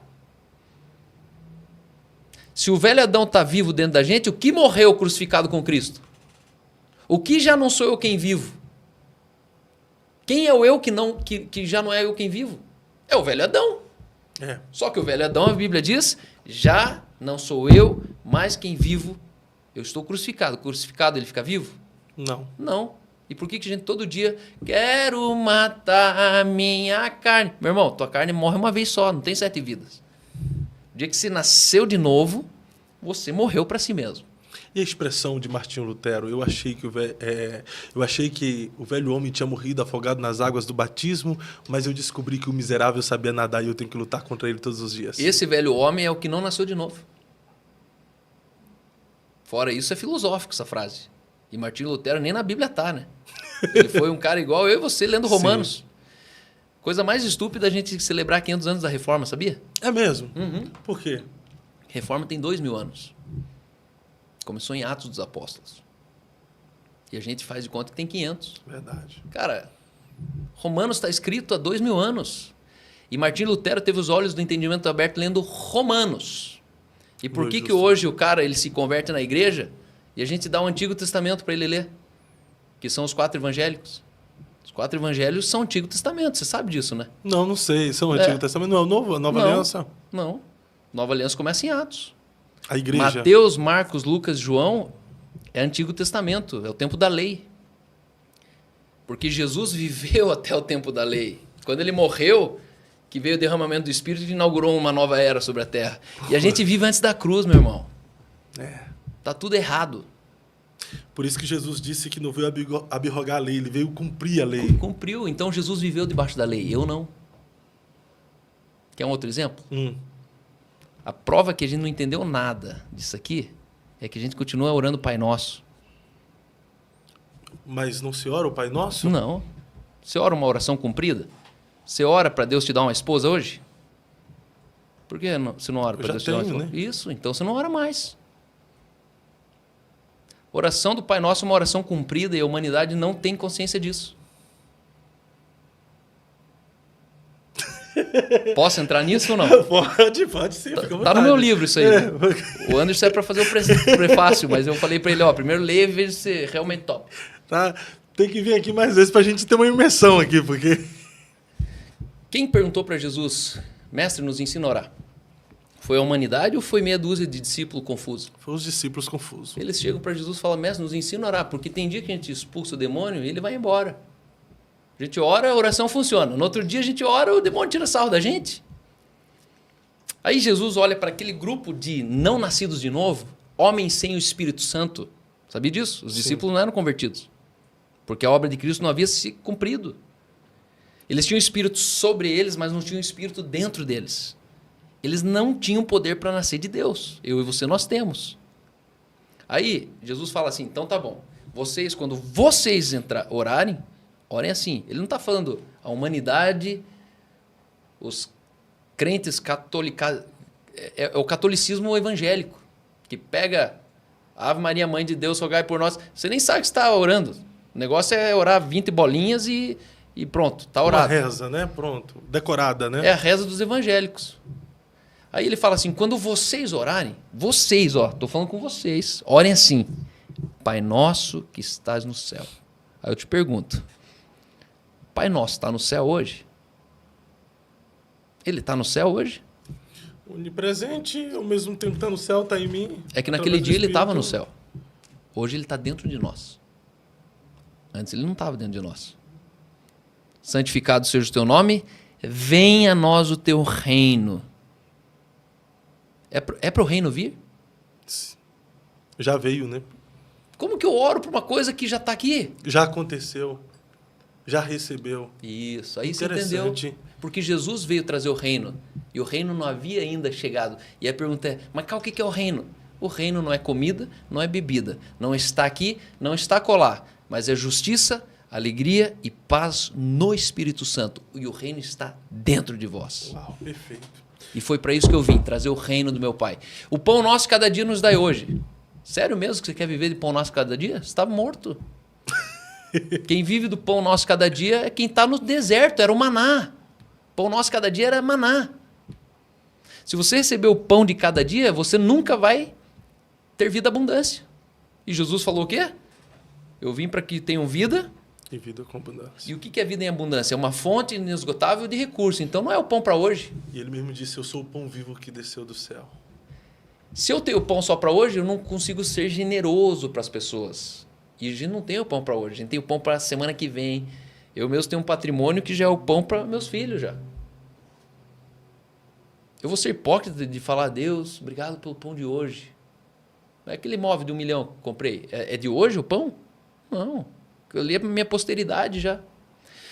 Então, a gente precisa começar a pensar mais sobre aquilo que a gente prega. Ô pastor, mas a questão do Pai Nosso não seria uma exemplificação de Cristo? Isso, como deve ser a oração? Tipo, Aí, Pai Nosso. Isso. Vocês vão orar, vocês vão pegar a partir disso. Você pode chamar Deus de Pai, que ele hoje em dia não é apenas o eterno. Ele te adotou. 100%. Só que se eu pegar a exemplificação, por exemplo, é para você ir daqui até lá na minha casa É para você ir daqui lá na minha casa. Aí eu vou te dar o exemplo de ir de bicicleta. Só porque eu dei o exemplo de ir de bicicleta, então a gente vai todo mundo ficar indo de bicicleta para minha casa? É verdade. Então, se é uma exemplificação, tá tudo exemplificado. Mas qual que é o sentido de a gente ficar orando? Pai nosso, está no céu, santificado. O cara chega no ringue, Pai nosso, está no céu. Chega lá nas Olimpíadas, Pai nosso, está no céu, santificado. Cara, se torna um rito, né? Vocês nem sabem que vocês estão orando. Fiquem quietos, não orem nada. Quer para lacrar o Pai Nosso? Vamos lá. E perdoa as nossas ofensas como nós perdoamos quem nos tem ofendido. Irmão, sério mesmo que Deus é para te perdoar como você perdoa os outros? Tô mais ou menos enrolado. Você tá ferrado, mano. Só que antes da cruz, o perdão era condicionado a isso. Antes da cruz. Deus te perdoava à medida que você perdoava. Antes da cruz. Depois da cruz... Agora, eu perdoo você na medida que eu fui perdoado. Graça, favor imerecido. Eu posso negar perdão a alguém? Por isso Jesus se referiu naquela parábola. Que joga o cara para os verdugos, falando, cara, você é um miserável, mano. Te livrei de uma dívida milionária, você vem cobrar R$200, pegando o teu irmão no pescoço, falando, me pague a dívida? Vai para os verdugos. Aliás, você sabe qual que é o mistério de Jesus falar em parábolas? Eu nunca tinha entendido por que Jesus fala em parábolas. Por quê? Porque parábola era a única conjectura que Jesus confabulava uma situação tentando explicar como que seria depois da cruz. Jesus ele vivia no Antigo Testamento, certo? Sim. E aí ele confabulava situações cotidianas com o estatuto de depois da cruz. Porque ele não podia usar as situações cotidianas porque eles ainda não se havia cumprido a obra de Cristo. Então a parábola não era a situação do momento? Não. Era só depois da cruz? Depois da cruz. Como ia funcionar a inteligência do reino de Deus depois da cruz? É que eu entendia que ele usava uma linguagem conforme as pessoas compreendessem na época, Que né? é as pessoas renascidas. É como, por exemplo, quantos de vós aqui cuida de ovelha? Quem dentre vós, tendo uma ovelha perdida no Não. sábado, não vai... Não, ele fala, a vocês é dado conhecer os mistérios do reino de Deus porque vocês têm o reino de Deus. Vocês sabem o que eu estou falando, que é depois da cruz. Vocês estão entendendo o que eu vim fazendo no mundo, mas há outros não. Pastorzão, algo interessante aqui, tudo que está falando Mas é fique interessante. tranquilo, pessoal, não me xingue, tá? Eu só chutei a santa dos evangélicos aqui, eu sei o quanto isso dói, mas tudo bem. É muito forte muitas coisas que você está falando aí, mas a gente foi para diversos assuntos aqui. Voltamos. Religião, evangelho do reino, como é que a gente consegue distinguir de forma resumida o que é religião e o que é o evangelho do reino? A religião, ela funciona por imposição. O evangelho do reino, ele funciona por influência. A religião é o sistema organizado de alienação humana. A religião, ela funciona. Só que ela só funciona na alienação. Por isso que todo aquele que começa a pensar, ele é tido pela religião como rebelde. Você já percebeu o quanto as crianças, a religião, ela só funciona para a criança enquanto ela não pensa? Ela sempre vai para a igreja igual um reloginho, até ela começar a pensar. Com 12, 13, 14 anos, ela já presta atenção na pregação. Aí com 15 ela já fala para o pai, não vou na igreja não quero ir. E aí eu fico chocado porque uma criança de 12, 14 anos, ela tem mais sensatez e consciência do que o pai que está formatado ali, que está 20 anos vindo na igreja e nem presta atenção no que o pastor falou, mano. Ele está preocupado com a pizza depois do culto, quem que vai comer a pizza? Por quê? O que eu entendo? No Brasil, a igreja, infelizmente, ela se tornou o clube social do pobre. A pessoa não vai para a igreja por causa da palavra, por causa da igreja. Ele vai para a igreja porque ele não tem dinheiro para ir para o teatro, não tem dinheiro para ir para o futebol, não tem dinheiro para ir no cinema, não tem dinheiro para ir no shopping. E o que resta para ele?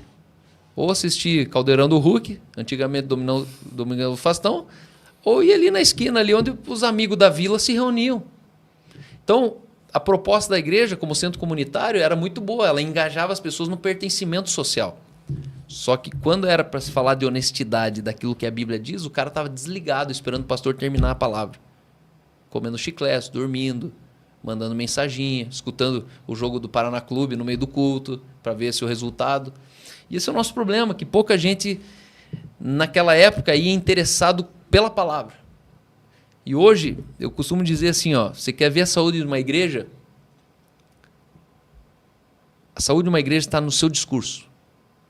Porque assim como o homem ele pensa, assim ele fala. E o discurso de um pastor molda a mente dos ouvintes. Essa é a força de uma pregação. Agora, deixa eu enaltecer a igreja, não a religião, a igreja, tá? Religião é qualquer coisa. Umbanda, candomblé, tudo é religião. Uhum. É a tentativa do homem chegar até Deus. Só que o nosso cristianismo, a base não é religião, é relacionamento. É o eterno chegando até nós. Sim. Porque a religião ela falou para nós que o pecado separou o homem de Deus. E eu te pergunto, que dia foi esse? Quando que o pecado separou o homem de Deus? Nunca separou o homem de Deus. É que está escrito em Isaías, mas as vossas iniquidades faz divisão entre o homem e Deus, entre Deus e o homem. Ué, mas quando Adão pecou, quem correu atrás de Adão foi Deus. Como que a iniquidade faz? Né? Deus nunca. Boa. Talvez a nossa iniquidade faz separação eu de Deus, mas Deus de mim não. Nunca. Porque Deus foi atrás do pecador, atrás do arbusto. Adão, cadê você, cara? Adão estava lá acuado. E eu te pergunto, cadê o pecado que fez separação entre Deus e o homem? Não, mas o pecado, Deus até teve que expulsar ele do jardim. Ué, mas por que Deus teve que expulsar ele do jardim? Foi o primeiro ato de redenção da humanidade, sabia disso?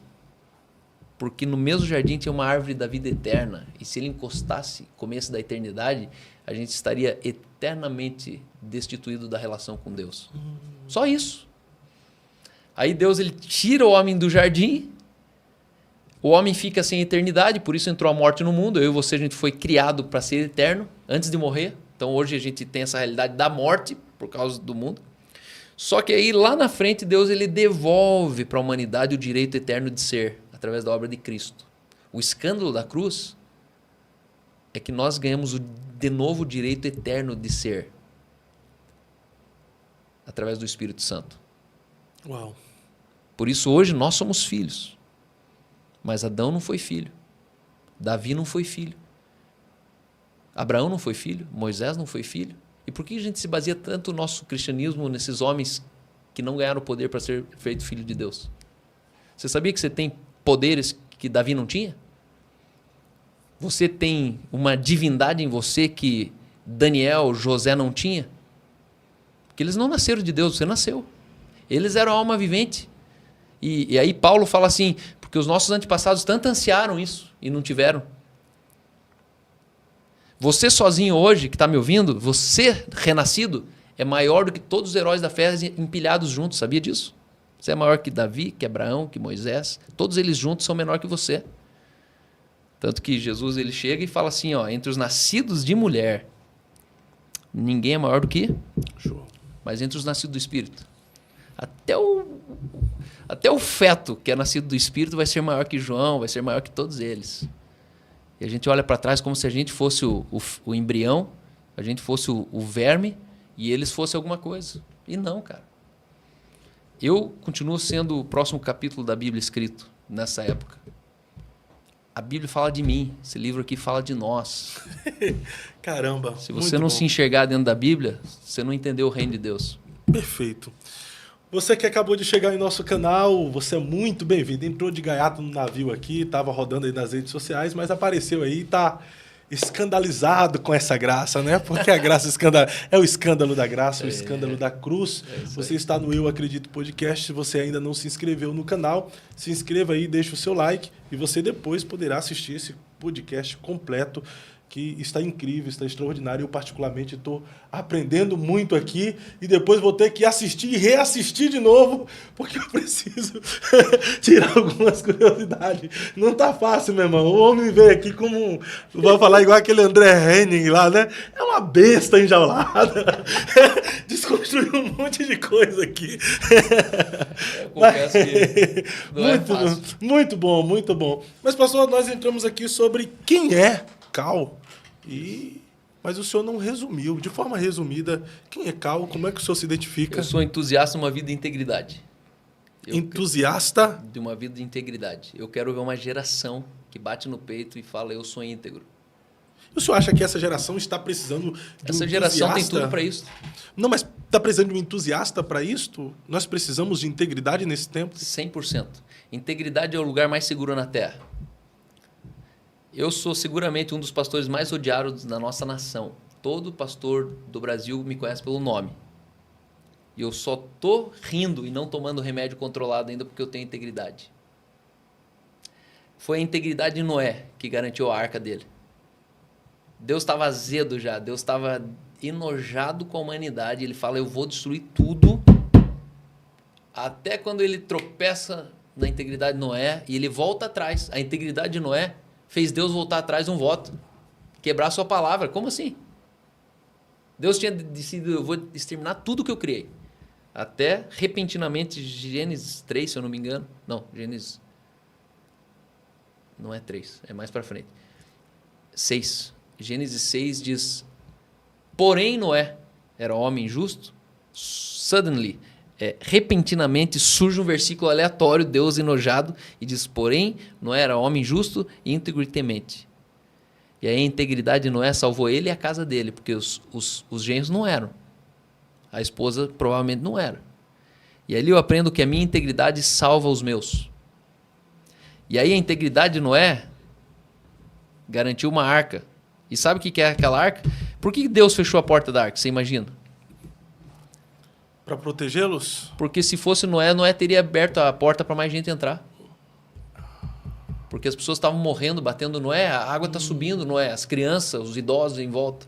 Porque Noé só foi idiota até o dia que choveu, né? Você sabe já dessa frase. Noé era um idiota, 40 anos um besta, até a hora que começar a chover. E assim é a gente. A gente também é bastante besta. Até começar a chover.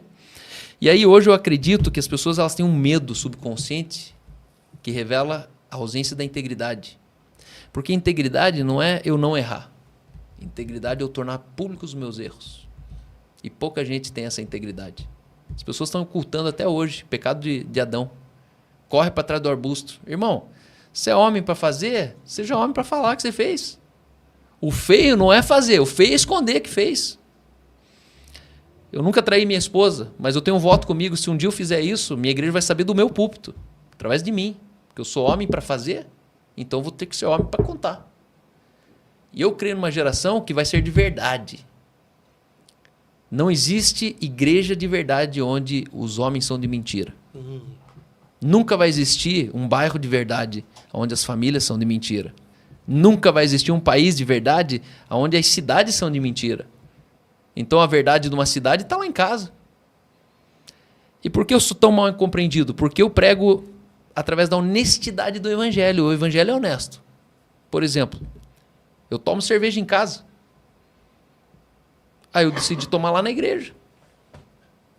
Aí eu sou criticado porque eu sirvo cerveja e vinho no churrasco da minha igreja. Tá bom. Só quem me critica bebe em casa.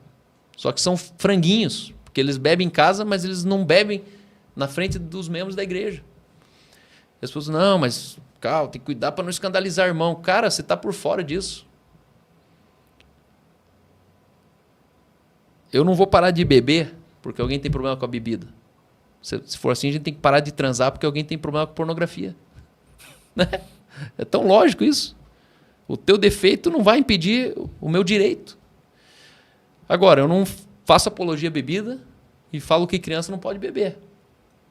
Quem bebe, fica bêbado é criança. Mas o senhor, como um pastor de influência, e alguém, vamos lá, que te Público. acompanha, público, o senhor acaba sendo uma referência para muitas pessoas. Vem alguém que veio do alcoolismo. Isso, cresci com eles. O Rui, o Dionísio. Aí percebe que o senhor bebe.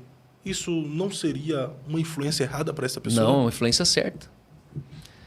Porque enquanto um alcoólatra ele não olhar para uma garrafa e souber o que fazer com ela, ele não está livre. Você já viu que as casas de recuperação é tudo sempre no meio do sítio? Porque eles não libertam as pessoas da bebida, eles escondem o bêbado da garrafa.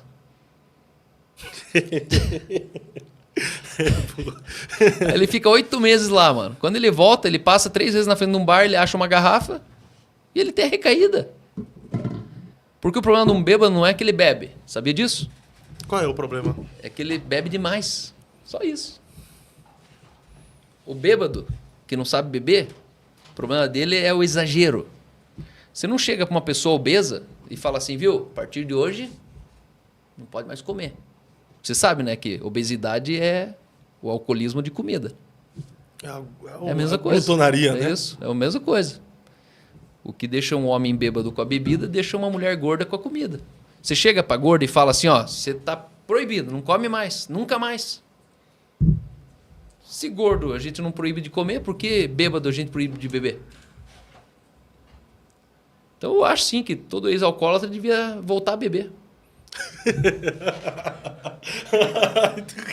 Só mas, não, porque... mas todo excesso não esconde uma falta? E qual seria essa falta? Qual que seria o excesso? Porque excesso é não poder beber mais. Isso é o excesso. Não, mas o excesso também é beber demais. Isso. Então, qual que é a solução? Governar a bebida. Ele sabia assim, o limite da bebida. Mas uma vez que foi governado pela bebida, difícil é ele... Então, Cristo não libertou. Porque se Cristo vos libertar verdadeiramente, nem a bebida, nem a pornografia, nem a vaidade, nem a ostentação dos bens, nem a soberba da vida, nem o consumismo, nada pode te dominar. O que é pecado? Tudo aquilo te governa. Dinheiro te governa? É pecado você ter dinheiro. Igreja te governa? É pecado você ir para o culto. Tudo que você não... Porque o homem ele foi criado para o governo, para o domínio, certo? Sim. Então eu estou sendo anti-humano ao ser dominado. E aí pode colocar a bebida, o cigarro, pode colocar a pornografia, o sexo. Porque o cara que tem problema sexual, você não chega e proíbe ele de transar em casa, certo? Mas devia. Né? Ele não tem problema com pornografia? É. Mas por que ele não tem que se abster, então, do sexo? Que é com sua esposa, né? Isso, então tem que medir. Essa é a diferença da droga e do veneno. A droga e o remédio. Qual que é a diferença da droga e o remédio? Já percebeu isso, né? A dose. Que todo remédio é uma droga. É. Só que na dose errada ele te entorpece. Na dose certa ele te beneficia. O que é pecado? Todo direito na dose errada. Sexo é de Deus, é commodity nosso.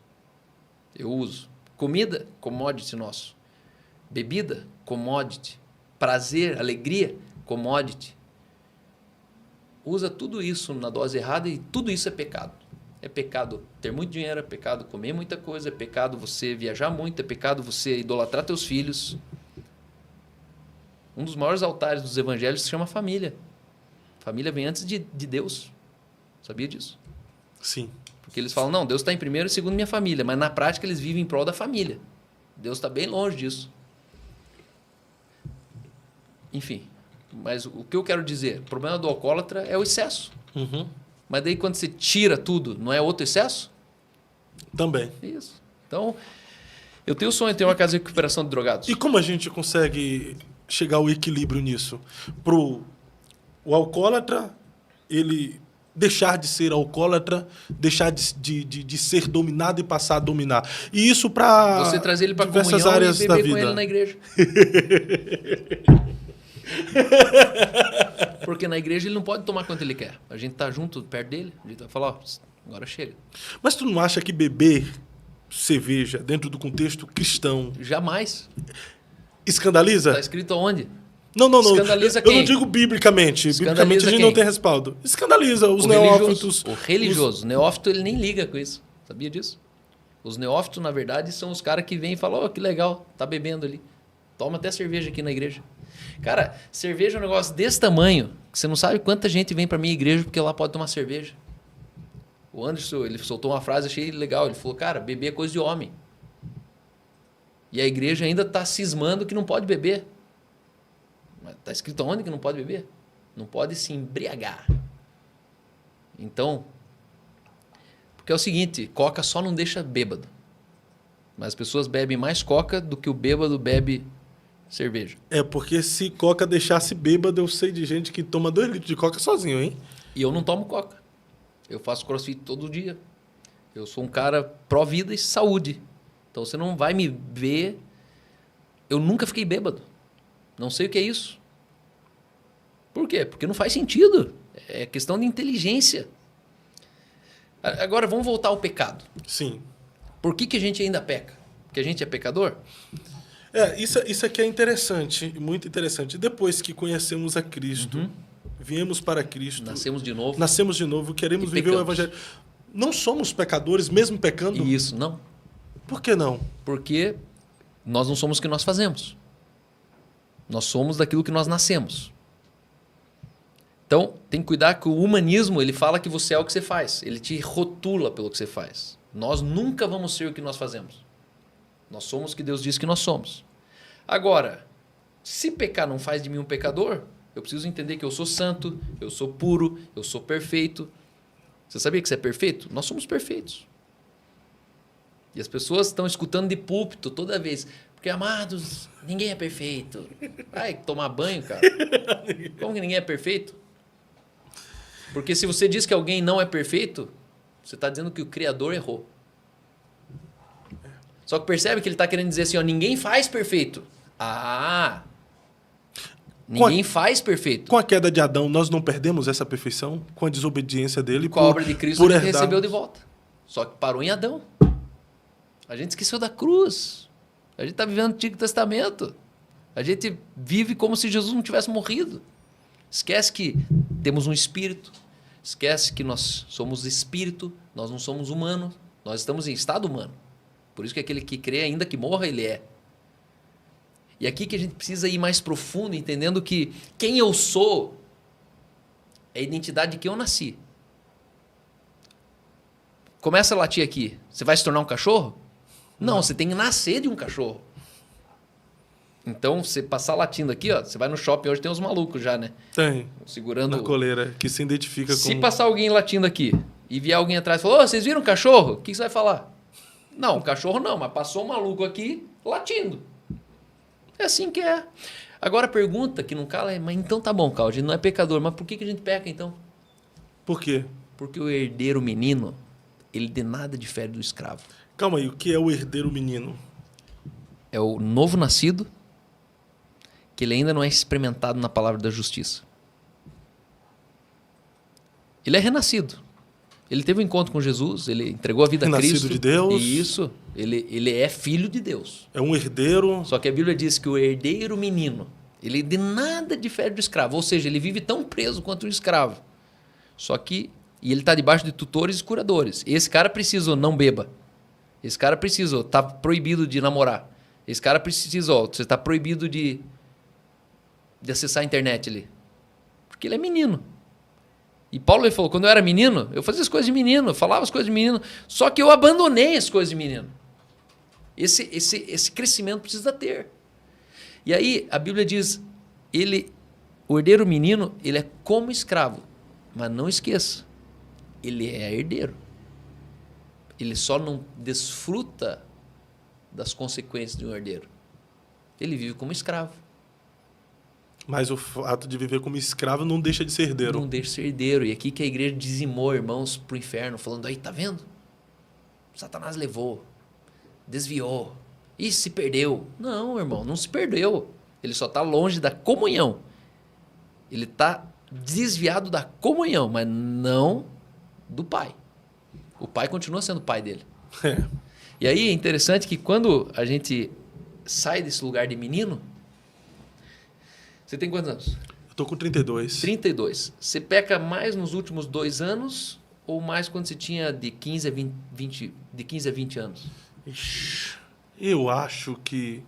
Pecados assim, pensamento... Ah, não, eu acho que nos últimos 2 anos... Você peca mais nos últimos 2... Você fez mais cagada nos últimos 2 anos ou dos teus 15 aos 23, 24? Ah, eu não consigo. Mas eu acho que dos 15 aos 20 eu aprontei demais. Isso. Por quê? Porque você deixou de ser burro. Com 32 você já percebeu que várias coisas não vale a pena fazer, que não faz sentido nenhum. A gente pensa mais. As pessoas ainda pecam no reino de Deus pela imaturidade. Ponto final. Só. Cal, por que a gente peca? Porque a gente é burro. Falta de entendimento. Naquilo que a gente não entende, a gente peca. Naquilo que a gente já entende, a gente não peca mais. Pega uma criança, faz cocô na calça. Faz sentido fazer cocô na calça? Para ela faz. Ela não tem faculdade mental para entender o banheiro. Para entender a lógica do banheiro. Só que chega uma hora que minha filha, que está com 3 anos, ela não deixa mais eu pôr fralda nela. Porque ela já entendeu que é desconfortável andar com a fralda cheia. E aí você vai percebendo que a própria maturidade da vida faz a gente pecar menos sem orar mais. Verdade. A maturidade. Maturidade. E o nosso problema não é o velho Adão que mora dentro da gente. É o novo espírito nascido de Deus que ainda é neófito, é menino. Em Lucas 1, você vai ver que a Bíblia diz assim, e ele crescia e se fortalecia na sabedoria e na graça no deserto até ser trazido publicamente. Estava falando ali de João. Em Lucas 2, o mesmo texto fala de Jesus. Sim. E ele crescia na sabedoria, no conhecimento e na graça. Mas ele não era Deus? Como que Jesus precisava crescer na sabedoria, cara? Se ele era filho de Deus? Automaticamente ele já tinha tudo. Porque é possível você ser um atrofiado sendo divino. Hoje, a maioria dos nossos problemas sociais de pecado dentro da igreja é falta de cultura, estudo, ensino e pouco demônio, nada de carne, nada de pecado. As pessoas, faltou pai e mãe em casa. Eu cresci lá com aquelas 8.000 pessoas e constatei isso. O problema do homem não é o pecado está resolvido. O corpo do pecado foi destruído, Paulo falou. Na cruz. O Cordeiro de Deus tirou o pecado do mundo. Pecado nem existe mais. Nós temos atitudes pecaminosas que é o hamartano. Mas o hamartia foi tirado do mundo. Hamartia, pecado era um principado que governava. O problema é que quando a gente lê pecado em português, pecado é pecado. Só que no original é hamartia, hamartano, hamarteno e hamartolos. E o corpo do pecado, do hamartia, foi destruído. Adão, ele liberou que o pecado reinasse pela morte. O pecado, o corpo, o principado do pecado, ele reinava de Adão até Moisés. Então o pecado matava até o inocente. Aí Deus levanta Moisés e fala, ei, pega 10 mandamentos e quem entrar debaixo do guarda-chuva 10 mandamentos, ele se resguarda do pecado. O pecado não tem poder sobre ele. Aí de Adão, ele levou, de Moisés, ele levou, a lei levou a gente até Jesus. E aí vem Paulo e fala, não, vocês foram resgatados debaixo da lei. Qual que é o sentido de a gente ensinar para os nossos filhos 10 mandamentos hoje? Coisa mais... Não vou falar, é muito pesado. Mas a coisa é ignorante ensinar 10 mandamentos em casa para os nossos filhos. Não estamos mais debaixo da lei. 10 mandamentos é 10 comportamentos. Você não precisa ser crente para seguir eles. E nem para entender que é certo ou errado, né? Se você nasce de novo, agora você tem o teu instinto curado. Por exemplo, você entra no mercado e fala assim, não vou roubar, não vou roubar, não vou roubar, não vou roubar. Daí você sai e fala, ufa, não roubei. Não. Você entra no mercado, isso não passa pela sua cabeça. Agora imagine que você pode viver assim com todos os tipos de pecado. O pecado não sobe mais no teu coração. Por quê? Porque você nasceu do Espírito. Mas para isso é necessário ter o conhecimento sobre o que tu está falando. Porque sem conhecer o que tu está falando... Não matarás, não adulterarás, não dirás falso testemunho. Isso até o maçom pode fazer, o satanista pode fazer, a Luísa Sonza pode fazer, o Whindersson Nunes pode fazer. Não precisa ser crente para isso. O jovem rico não chegou e bateu no peito? Eu cumpro já os mandamentos. E Jesus estava falando, então, não serve, não é suficiente. Vai e vende tudo. Morra para si. Diferente. Pastor Cal, se o senhor permitir, ano que vem, tem que voltar aqui para a gente fazer uma sequência aí. Já peço perdão por todo... Não, meu Deus do céu. Todos os haters aí. Haters gonna hate. Tem bastante aí, Léo. E eu acredito sim que... Quero, honestamente aqui, pedir perdão por qualquer ofensa. Eu tenho aprendido a falar mais em público. Sempre fui muito mal compreendido, mas eu sou grato a Deus por um diálogo aberto como esse aqui, porque eu creio sim que a vida com Jesus é mais extraordinária que contaram para nós. É uma vida desonerada de prejuízos.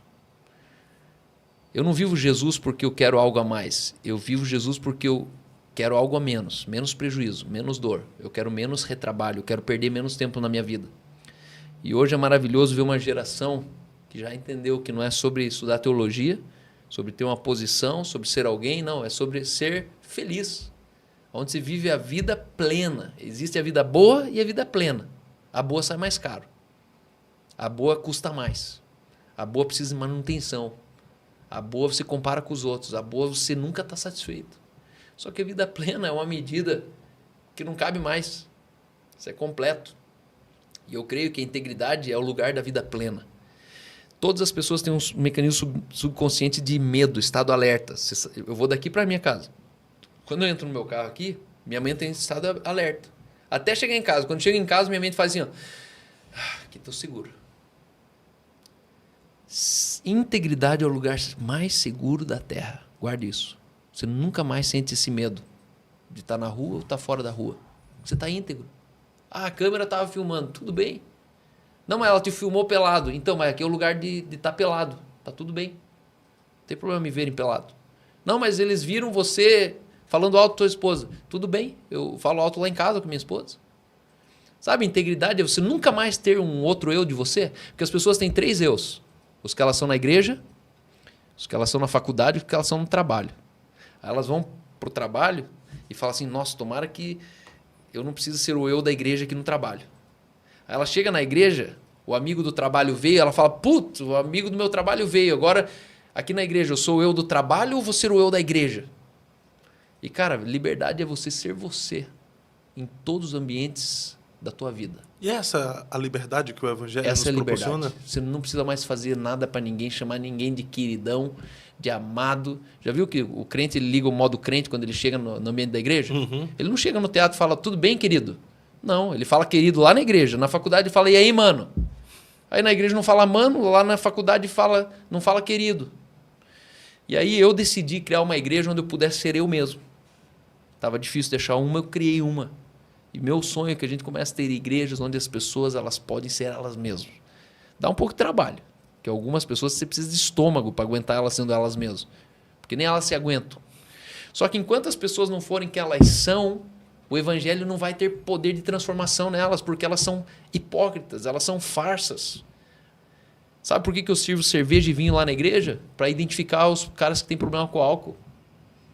Porque aí eu chego perto deles e falo, irmão, se você está bebendo assim, desse jeito com a gente, como é que você bebe lá quando você está com seus amigos de futebol? Você está fora do prumo aqui. Vou do lado da esposa, pergunto aí, como é que ele bebe em casa? Agora, se a gente não bebe nada na igreja, você nunca vai descobrir o alcoólatra que está comungando com você. Sempre está velado. E hoje, se tem uma coisa que quebra o amor de Deus, o amor das pessoas com Deus, é a hipocrisia. O maior inimigo hoje da igreja com o mundo é a hipocrisia. Se a gente tirar esse mal da nossa igreja, o mal da hipocrisia, a igreja vai fazer assim, ó, encher de gente, rapaz. Sem a gente fazer show do Fernandinho. Porque hoje o que afasta as pessoas é a hipocrisia. É ele falar assim, ué, mas lá na igreja você era tão legal aqui, eu não te reconheci. Agora mesmo, na terça-feira, o meu pastor, que está há 10 anos construindo igreja comigo, ele comprou um carro, deu o carro dele e pegou o outro. Quando ele deu o carro dele, o sujeito que recebeu o carro dele não transferiu por nome de si e deixou o carro dele no nome dele. O carro que o meu pastor pegou, ele nunca transferiu por nome do meu pastor. O carro nunca foi quitado. E agora o meu pastor ali, um Honda Civic velho, bateram atrás e deu PT. E ele não consegue receber do seguro porque o carro não está no nome dele. Então ele não tem o carro dele, que ele deu lá, que estava tudo certinho o documento. E ele não recebeu o documento do carro que ele comprou porque o cara também não pagou. E aí, para nossa surpresa, no meio de uma machonaria, está o sujeito sentado ali. O canalha sentado ali. Aí o Anderson lá na frente falando, não, porque irmão a gente trata com amor, mas hipócrita, picareta, a gente quebra a mandíbula. E aí, para mim segurar os caras fora, lá fora. Aí terminou o culto, eles saíram lá fora, fecharam o cara e falaram, cara, você vai devolver o carro hoje. Aí ele estava acompanhado com outro sujeito ali, mal educado. Aí o meu pastor falou assim, calma, irmão, deixa eu resolver. O cara falou assim, irmão o quê, cara? Você me conhece? Aí você olha e fala, cara, que bando de hipócrita, acabou de vir ver o Anderson Silva aqui, ó. E não é homem aqui fora para falar assim, cara, me perdoa, eu preciso de ajuda. Já passei teu carro como piseira, como bruxinha para alguém aí. Teu carro tá não sei aonde. O cara inventou a história. Aí o cara me entra lá no meu Instagram e fala assim, que vergonha que fizeram aí. Foi muito show o culto, mas que vergonha que fizeram tua banda de louvor aí fora. Sabe qual foi a minha vontade de escrever ali? Vergonha que a gente não fez, meu irmão. Porque se fosse num culto normal de quarta-feira, esse cara não saía dali vivo. A gente arrebentava ele ali. Eu só honrei o evento que não era nosso. Mas é um canalha. Está dentro da nossa igreja. Da nossa não, né?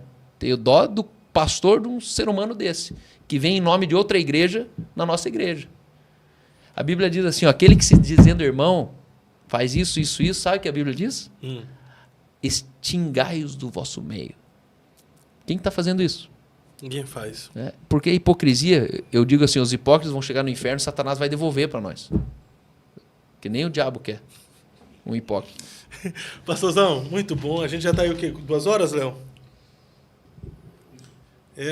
Eu encerro agora fazendo uma pergunta que vai te fazer pensar, mas antes de tudo, o convite está em aberto para 2024. Que é isso, quando o senhor quiser vir, dentro da sua agenda disponível, da sua disponibilidade, alegria. Vai ser muito bom recebê-lo aqui. Já pode contar comigo. Maravilha. Eu quero aprender mais com o senhor aqui, porque a cada convidado é um aprendizado diferente e eu tenho curiosidade de ouvir coisas novas. Pastor Cal, na vida, o que o senhor gostaria de responder, mas nunca te perguntaram? Pô, que pergunta difícil. O que eu gostaria de responder e nunca me perguntaram.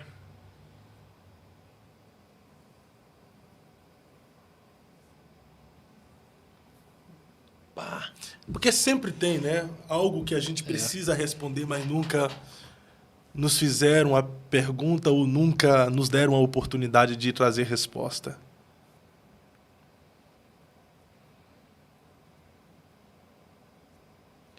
Que eu nunca fui um pregador da hipergraça. Por que o senhor nunca foi um pregador da hipergraça? Considere a pergunta feita. Porque a hipergraça, uma coisa ela só é... O morno só queima para quem está com a pele congelada. Né? Quando você está com a tua pele resfriada, até uma água morna ela queima. Só que ela não queima porque ela está quente, ela queima porque você está muito frio. Quando alguém um dia colocou na minha conta que eu sou um pastor da hipergraça, esses caras só estavam revelando na subgraça que eles vivem. Eu não prego a hipergraça, eu só prego a graça de Jesus. Aí eles falaram, não, mas você pregou o evangelho da graça. Não, não. Eu preguei a graça do evangelho, porque não existe evangelho da graça. Veio o movimento, não, evangelho da graça, evangelho é do reino, o único que existe.